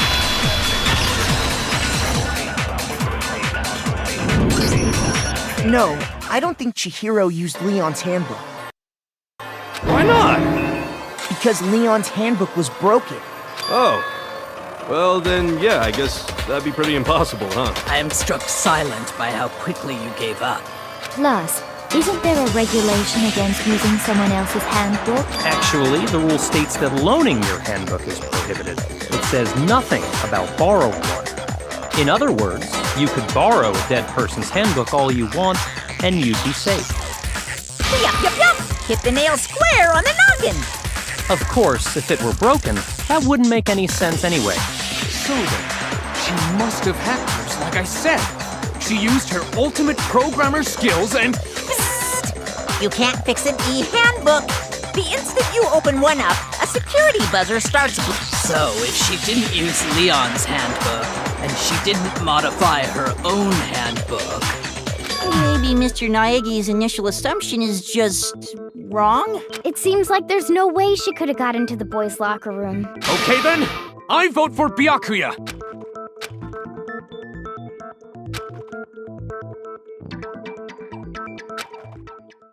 Hold on a second. I agree with you, though. I think you're on the right track. What the? You finally decide to open your mouth and that's what you've got to say? There's no way she could get in the boys' locker room, right? So... Why are you so sure she couldn't get in? There's still one other way she could have gained access. What? What are you talking about? Well, to explain that, why don't we take a little break from the trial? Wait! Just what? Don't worry. This'll make the whole trial more exciting. I'm sure that thought must please you. Huh? It'll make things more exciting? Well, all right then. I declare an official class trial recess. For real?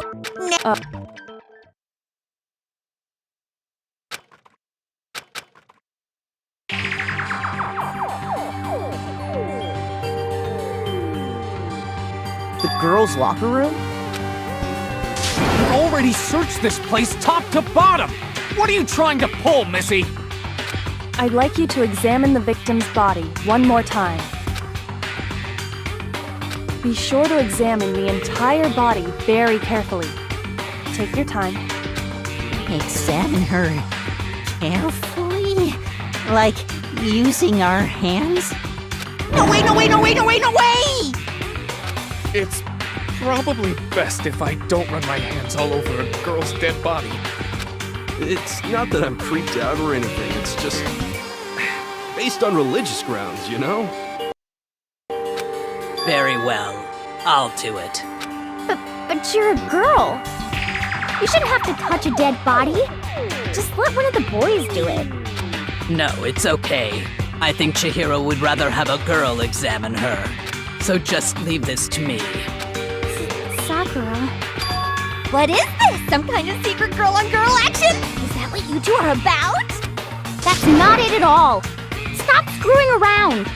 Okay, here I go. I'm sorry, Chihiro. Please excuse the... Be sure to check her entire body, and I believe we will solve this particular mystery. Her entire body? I know you say that. What? This is... What's...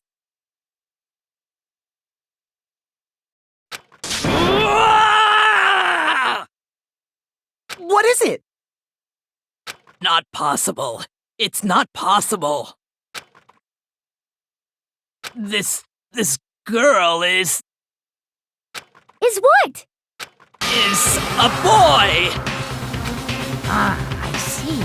So she was actually a he. Interesting. Thank you for confirming this fact.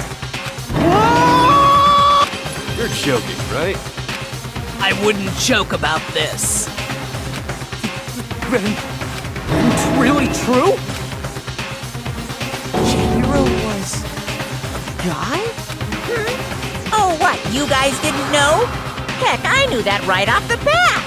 Chihiro Fujisaki was totally a guy. He was a cross-dresser? Oh, I'm really on fire! I wish I had killed him! So that's what Kyoko wanted to show everyone, huh? Interesting. Yes, that certainly does make things much more exciting. Now let's ride this wave of excitement back to the courtroom and get back to the trial.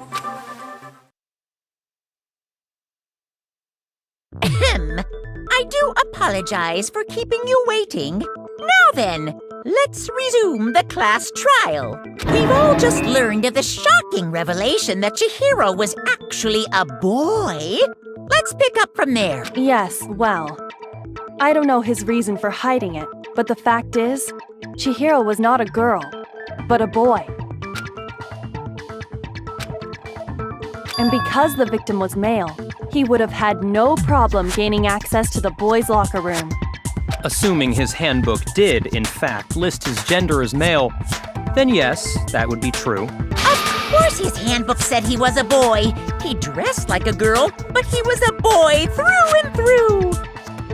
So then, there should be no issue with Makoto's initial assertion. The victim was killed in the boys' locker room, and was then later moved to the girls' locker room. And the killer could have easily used Sayaka or Junko's handbook to get into the girls' locker room. So Chihiro really was killed in the boys' locker room? I still don't understand the motive for moving the body, but yes, that does seem plausible. Well, I must admit, I did find it rather odd. I knew he felt a little off. There was a certain incongruity to his female body. This is the most titillating situation! So now everything has... Okay, well, connected or clear or whatever. We still think you're the killer, remember? Very interesting. This has become very interesting indeed. He's off in his own little world. What about you, Makoto? After everything we've learned, do you still think Byakuya's the killer? Well, without a doubt, Byakuya is the one that made Chihiro's death look like Genocide Jack did it. But I think he might not actually be the killer after all. What? But aren't you the one who accused him in the first place? He just seems to be too easygoing about all this. Like he's enjoying us solving the mystery. The way he's acting, it makes it seem like it doesn't have anything to do with him. And you think that might be because it doesn't have anything to do with him? Plus, the evidence he left behind was a little too... how can I put it? He consciously chose to use the extension cord. No, at least, that's how I see it. And Byakuya, when you found out the murder took place in the boys' locker room, it seemed to rattle you.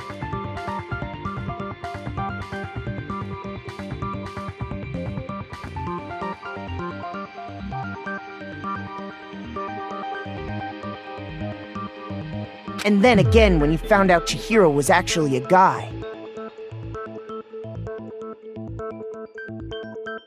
If you really were the killer, that stuff wouldn't have had any effect on you. So that's your thinking, huh?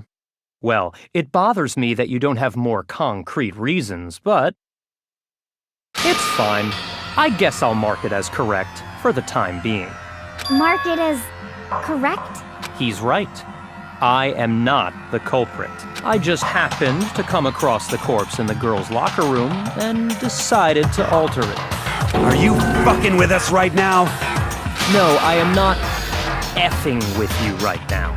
I'm telling you the truth. Well, I find it very hard to believe. Go ahead. Find it very hard to believe. You're free. If you're really telling the truth, then why? Why do you do that to his body? My reasons hardly matter right now. Uncovering the culprit is much more important, wouldn't you say? Now then, if it wasn't me, who was it? Well, I don't think I can say for sure without talking about it a little more. You're seriously gonna keep going? We're all good, aren't we? I thought it was clear Byakuya did it. No, I'm with Makoto. If there's any doubt whatsoever, we need to explore every possibility. Because if we're wrong, we all die here. That's true. Very well then. I'm with you too. Damn straight. Count me in. Do you not have a mind of your own? Of course I do. What am I, an ant or something? Anyway, let's discuss this all as a group one more time. That's very true. Our lives are all on the line. Excellent. Then shall we resume our game of hide and seek?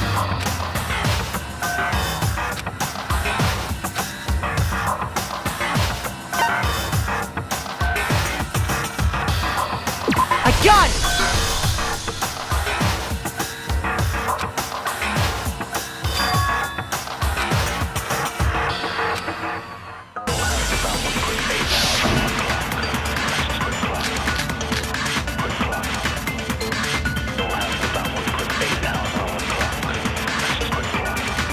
Isn't there a single clue that might lead us to who did it?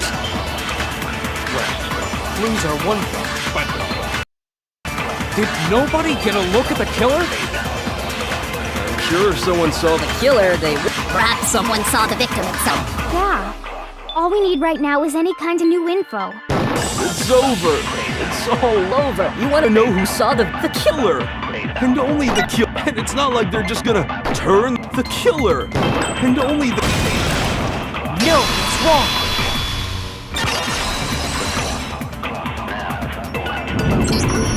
I believe someone else did see the victim before he was murdered. What do you think, Celeste?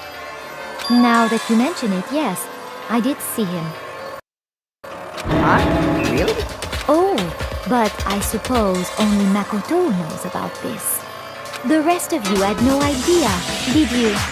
That is why you're all making such ugly noises. Whatever! Just hurry up and tell us! It was last night, right before nighttime. I saw Chihiro in the dormitory.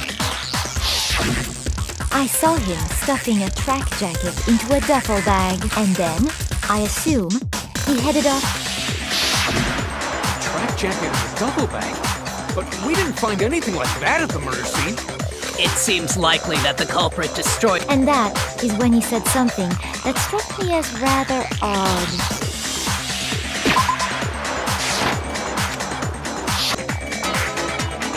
Probably because he was afraid you'd find out the secret he was hiding, right?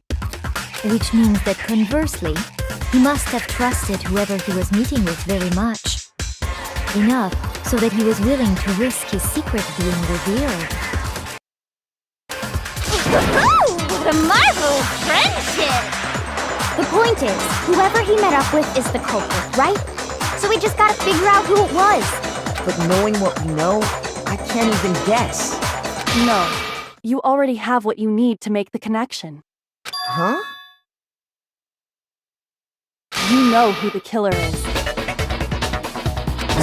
Seriously? Who is it? Who's the killer? Think back to the track jacket and duffel bag the killer disposed of. Focus on the details of these items, and it should become obvious who was waiting for him. Are you sure about that? The equipment for that, we wouldn't know how to use it. As was noted, the evidence is already gone. There's nothing to get fingerprints from. Maybe, but we can make certain inferences if we just take the time to talk it out. Easy for you to say, but fine. Celeste, did you notice anything special about the bag or jacket? The bag was just a normal duffel bag from the warehouse. All the bags in there are the same, so I can't imagine what would make that one special. Well, if I remember right, there was a decent variety of tracksuits to choose from. Do you think there might be some connection between the culprit and Chihiro's jacket? Perhaps. Let's explore that and talk a bit more about the jacket he took.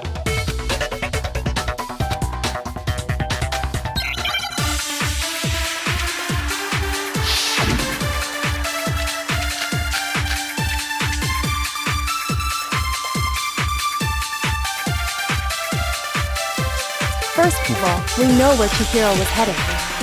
He was on his way to go exercise. So next we have to ask, why did he choose the specific tracksuit that he did? What do you mean, the specific tracksuit? I got it! He picked that tracksuit because it matched the one the culprit was wearing. So, what you're saying is, the killer was wearing the same blue tracksuit as him? No, it's wrong.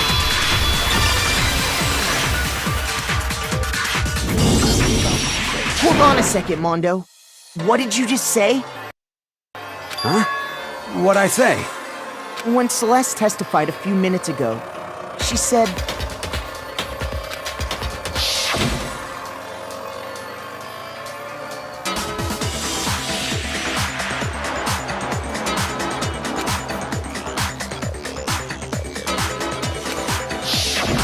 She never said anything about the jacket's color.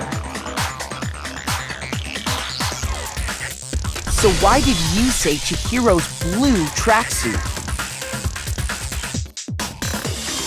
What are you... You just... Hey, Celeste, what color was Chihiro's tracksuit? As a matter of fact, it was blue. And before we began the trial, did you tell anyone that? The only one I told about any of this was you. Then, Mondo, how did you know what color Chihiro's tracksuit was? Because I'm sure he saw the clothes at some point in the investigation. No, that can't be it. The bag and clothes were surely disposed of by the time we began our investigation. Then the only reason he could have known what color the tracksuit was is if he saw Cherry with it before he died! Are you talking about Chihiro? So, how about it? Did you see the tracksuit or didn't you? Just by chance. I just happened to see it last night. He walked past me, and he was carrying the tracksuit in his hands. No, that can't be it either. According to Celeste's testimony,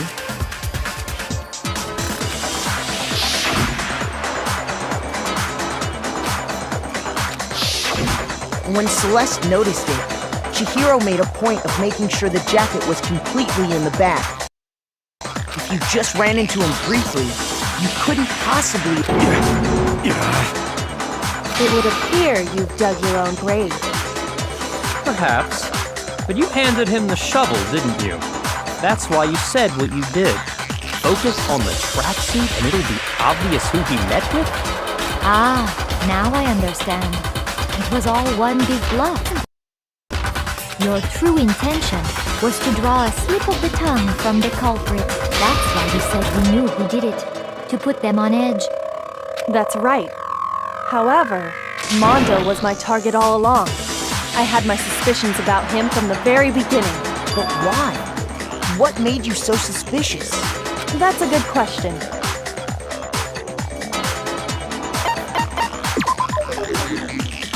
There was a certain turning point that tipped me off. Maybe you didn't notice it, Mondo, but you tend to refer to men and women differently.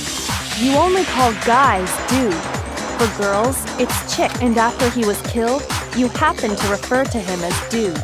Once I picked up on that, it occurred to me that Mondo knew something we didn't. Did you notice such a tiny detail? Are you a witch? She's a witch! You're positively frightful! No, I'm not the frightful one.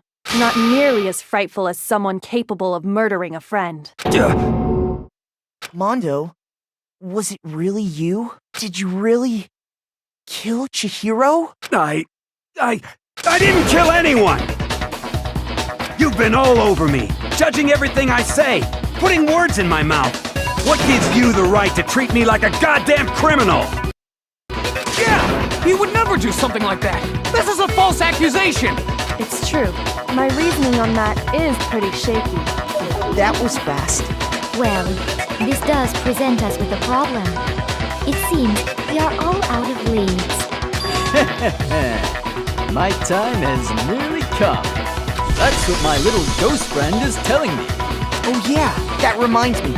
Hifumi, weren't you telling me you found some evidence? Really? What kind of evidence? Actually, now that I'm thinking about it here calmly, it might not be all that relevant. Jeez, is your confidence just... If you really insist, then,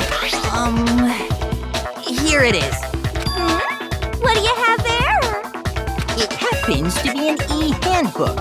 I found it laying on the ground, so I scooped it up.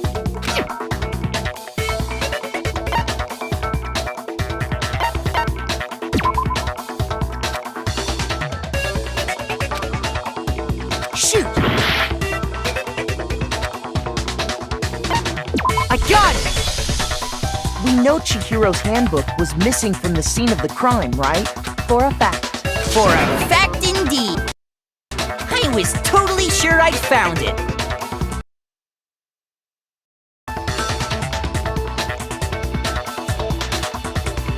Then it must hold some clue about the culprit, right? Well, that's what I was hoping. But it's busted. It won't even turn on. I imagine the culprit broke it to get rid of any evidence after the murder. That's odd. I didn't think the handbooks were quite so fragile. You're right. They're not. They're totally waterproof and shock resistant. It would take an awful lot to break one. And yet, this one does appear to be broken, as is Leon's, sitting useless in the main hall. For all your confidence, that is a remarkably high failure rate. Do you think there might be some kind of mystery in there somewhere? How precisely did the handbooks get broken?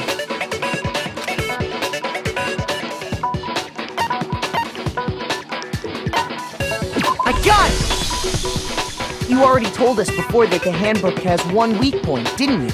Yeah! You remember that? Sure, maybe I let that slip, but I never told anyone what the weak point actually was. But if the handbook is supposed to never break, and two of them broke in quick succession, then we can only assume that someone's figured out its weakness. You know what the weakness is, right, Monokuma? I think it's a necessary piece of information. But if I tell you, and someone else decides to copy it, that would be very not good. Just tell us already! Why would we want to break our own handbooks? Oh well, I have a weakness for pushy demands. But then allow me to make a special announcement. The weak point of my cutting-edge e-handbook is... when it's exposed to high temperatures for too long, it will suffer a meltdown and totally break! I flippin' knew it! You knew it? Yeah, because I found the handbook laying on the floor of the sauna. The temperature in the sauna can reach over 200 degrees. Strange how you don't get burnt, huh? It's because as your sweat evaporates, it creates a cooling layer of... If the hot air of the sauna were somehow pushed directly onto your skin, you'd definitely get fried. That layer of air would get blown away. That's why you may feel a burning when you move around. So when you're in a sauna, make sure to keep nice and still. Interesting. I learned one new fact today. That is a mere trifling speck of knowledge. Anyway, if you found the victim's handbook in the sauna, then the killer must have been purposely trying to raise its temperature in order to break it. Meaning the culprit somehow knew its weakness. But how'd they find out? Monokuma said he didn't tell anyone, right? Indeed. Quite the mystery. What if they found out by accident? What do you mean by accident? What if the killer took their own handbook into the sauna, not knowing its weakness, and it broke? They'd realize it was broken, of course, and it wouldn't be hard to figure out why. And once they had Chihiro's handbook, they knew they had an easy way to dispose of it.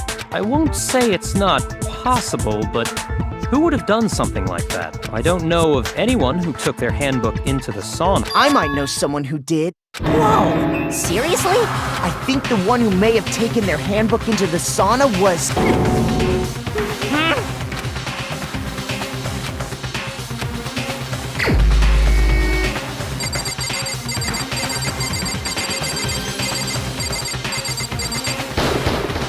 Here's my answer!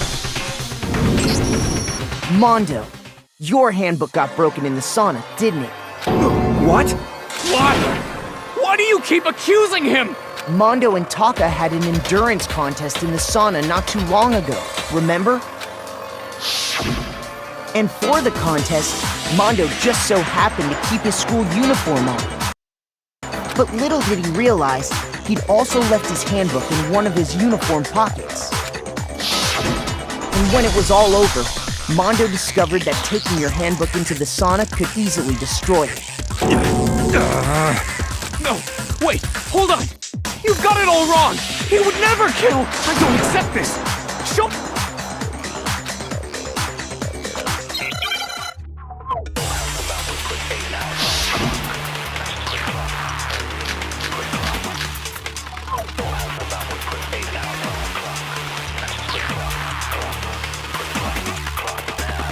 Let's test Makoto's assertion. If what he says is correct, then Mondo, you broke your own handbook. In other words, if Mondo's handbook is actually, then that proves that what Makoto said is right. Well, my goddamn handbook works just fine! Shoot! No, it's wrong!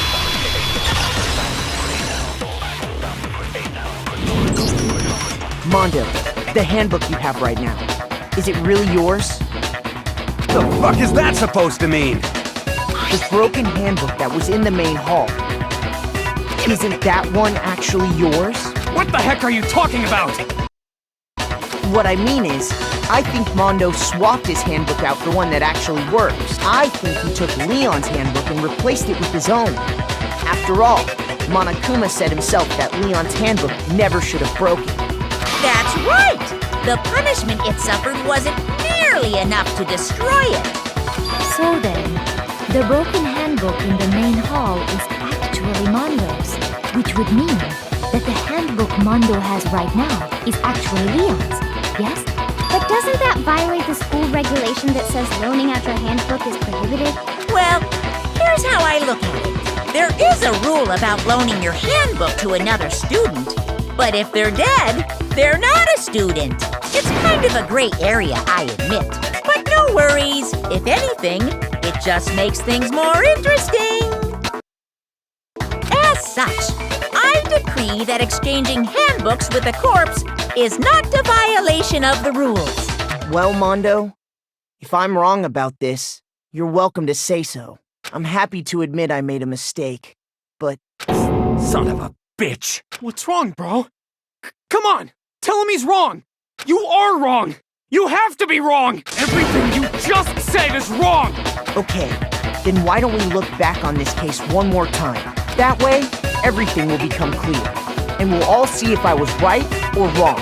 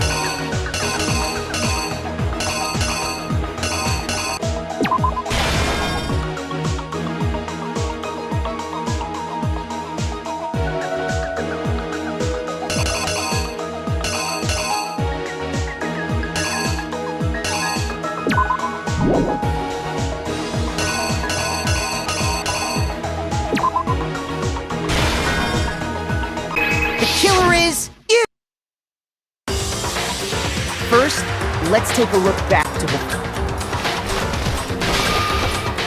Last night, Celeste saw Chihiro in the warehouse, correct? At the time, she was apparently stuffing something into a duffel bag. That something was a blue tracksuit. You can confirm this, right, Celeste?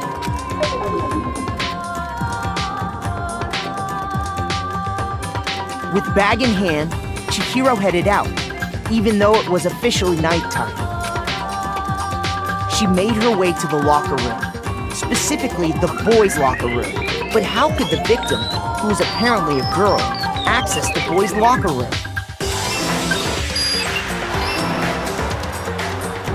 Simple, because she was really a he, which is why he was able to use his own handbook to gain entrance to the boys' locker room. Once inside, he met with someone there, and the person he met was the one who killed him.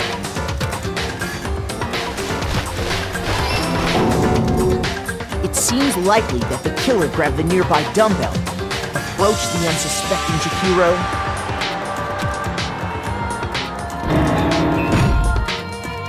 and attacked him.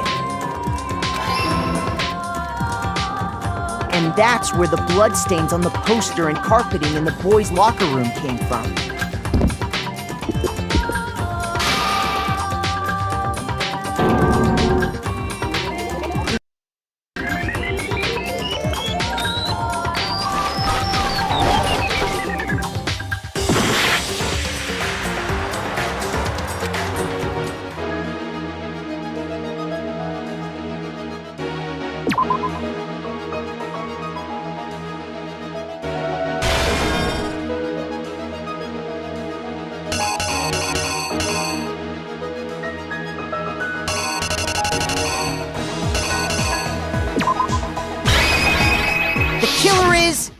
you! Which is why the killer hurried to try and hide the act. First, pulling up the bloodstained carpet. Then, removing the bloody poster.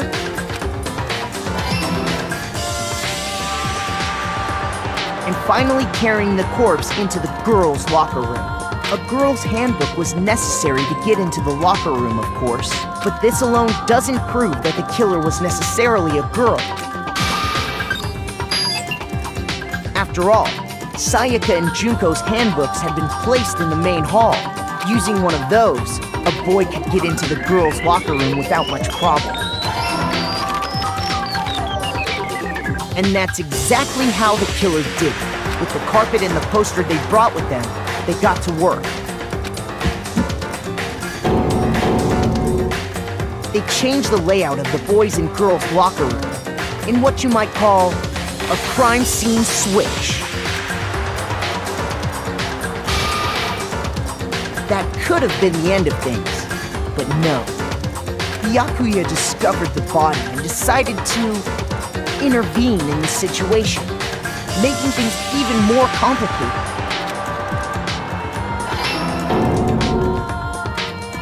So, after stumbling on the crime scene, he went and grabbed the extension cord from the library, and then he got to work.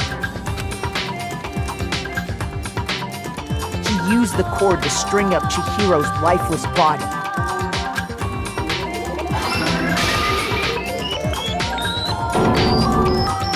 Then, using the victim's own blood, he wanted to create the illusion that Genocide Jack was responsible for the slaughter.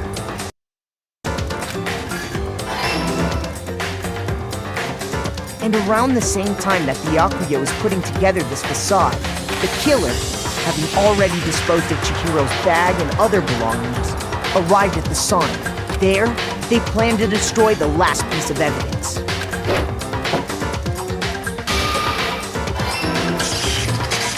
And just as the killer expected, the steamy sauna was enough to ruin the electronic gadget. Somehow, the killer knew that the handbook couldn't stand up to the heat of the sauna. And the reason they knew that is because the sauna had already wrecked their own handbook. And that's how it all played out. Isn't that right, Mondo Owada?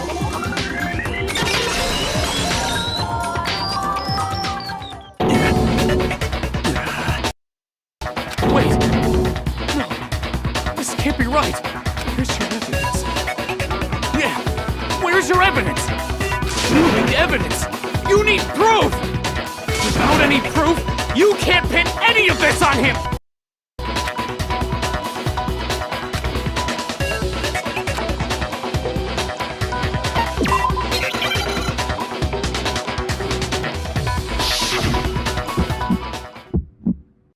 Show me some evidence! You're wrong! I won't listen!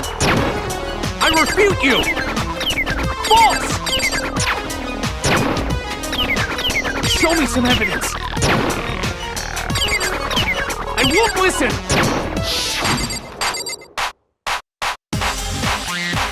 I refuse to vote! Show me some evidence! You're wrong! I won't listen! I refute you! False! Show me some evidence! I won't listen! You're corrupt! I refuse to vote! I refute you! Show me some evidence! This should prove it!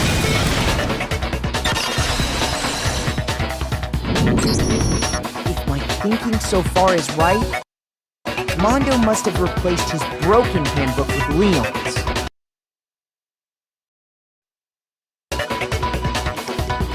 In which case, we can just check each of our handbooks right now. Once we do that, we'll... We don't gotta do that. Huh? Yeah. I did it. I killed him.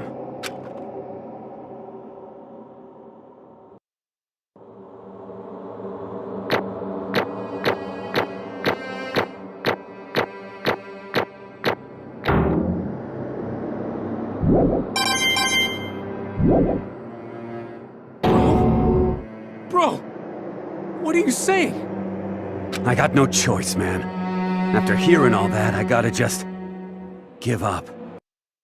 Go ahead, Monokuma. Get it over with. Ask for the goddamn verdict. Roger that! Wait! Hold on! No waiting, no holding on. Time for the moment we've all been waiting for. Grab your lever and give it a yank! Who will you elect as the Blackened this time around? Will you make the right choice or the dreadfully wrong one? What's it gonna be? What's it gonna be?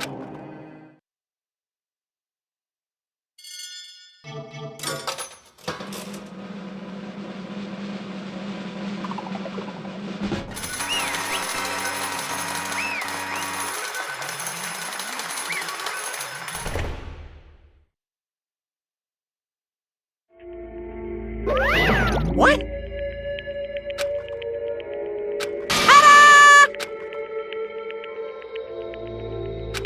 Unbelievable.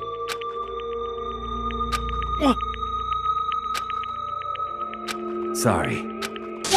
What is... Ah! Now then. Actually... Ha!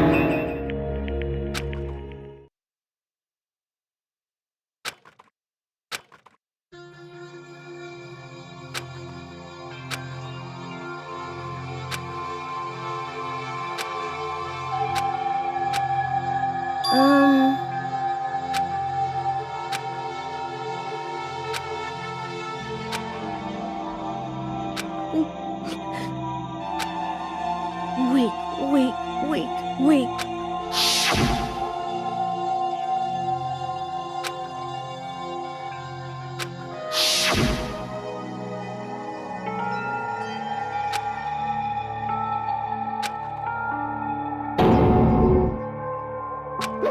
Hey,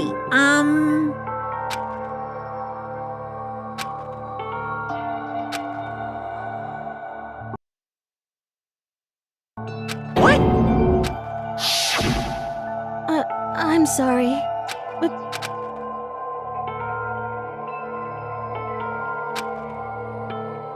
That's right. I want to change.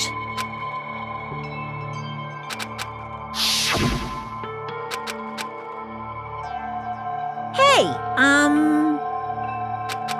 Yeah, that...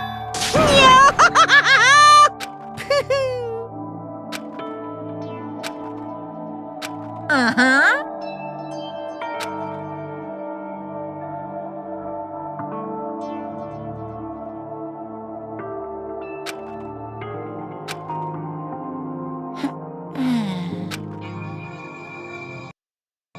Correct.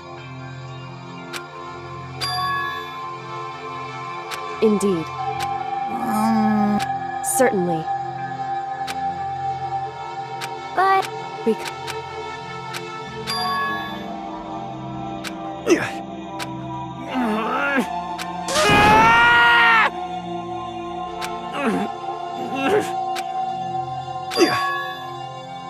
I knew it.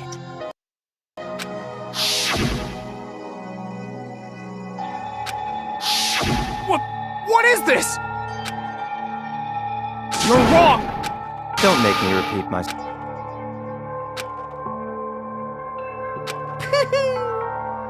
Hey!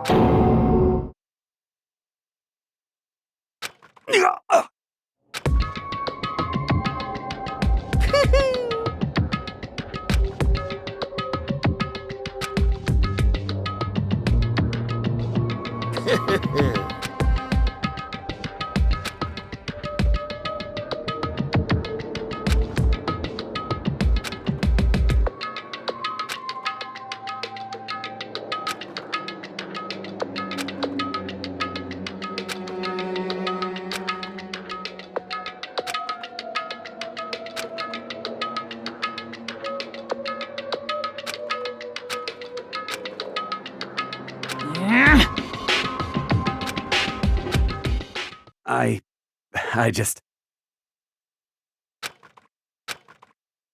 Don't fuck with me!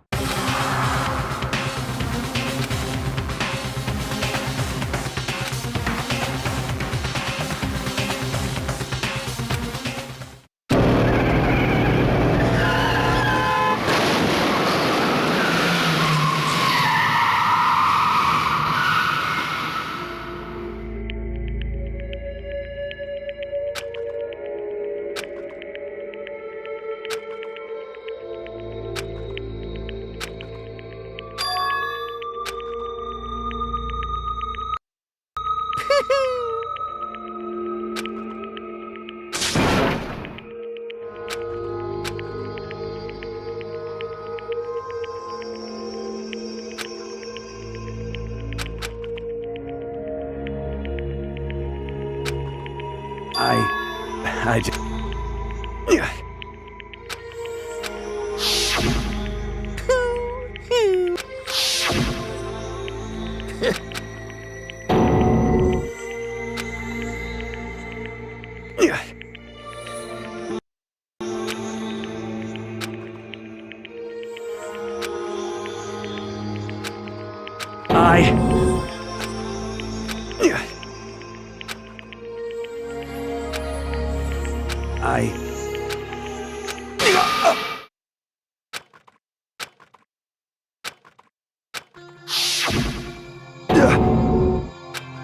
I'm sorry. Huh?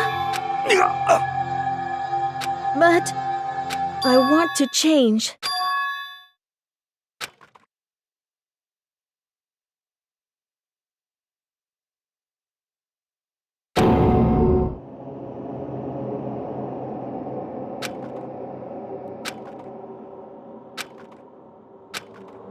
You piece of...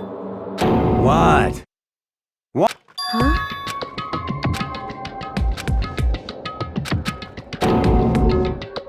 What? No!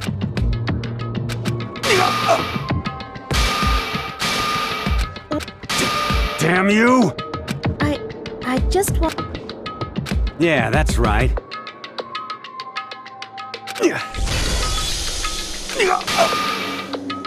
You son of a bitch!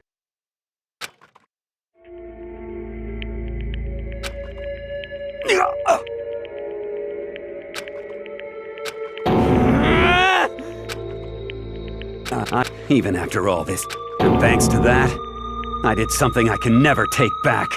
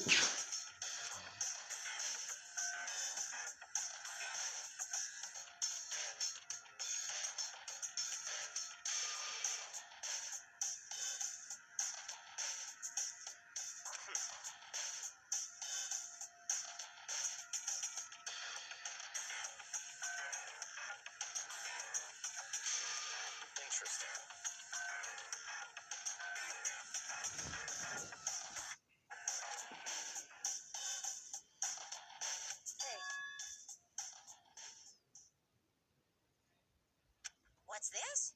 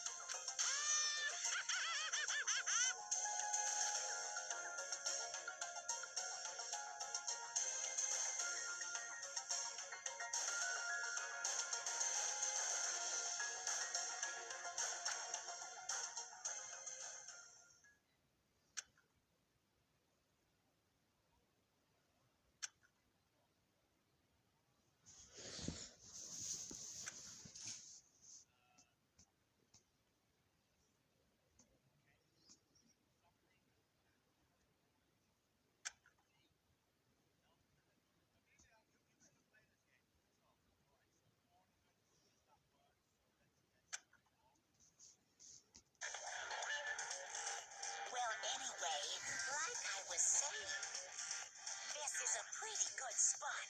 Yeah, a really good spot. Anyway, isn't it amazing how that girl went and killed someone before things even had a chance to get boring? Once things really get moving, it'll be like a roller coaster. There won't be any stopping it. Fear and despair charge forward at a speed nothing can hope to match. But I must admit, I'm disappointed. I went to all the pain and effort of making you part of the group, and you couldn't play your part. You do remember you were supposed to make the first move, right? Well, no biggie. Nothing we can do about it now, so just do your best to make things more exciting from now on, okay? After all, that's what everyone wants to see.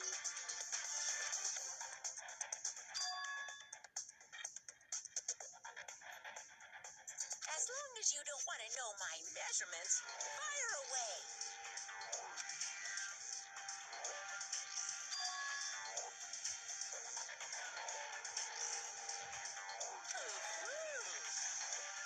My, you really took me by surprise there. I know I said you could ask anything, but... Super denied, ultra denied, demonic denied. Because you see, that's my ace in the hole. And nobody'd be dumb enough to reveal that, right? No matter how close they were to their friends.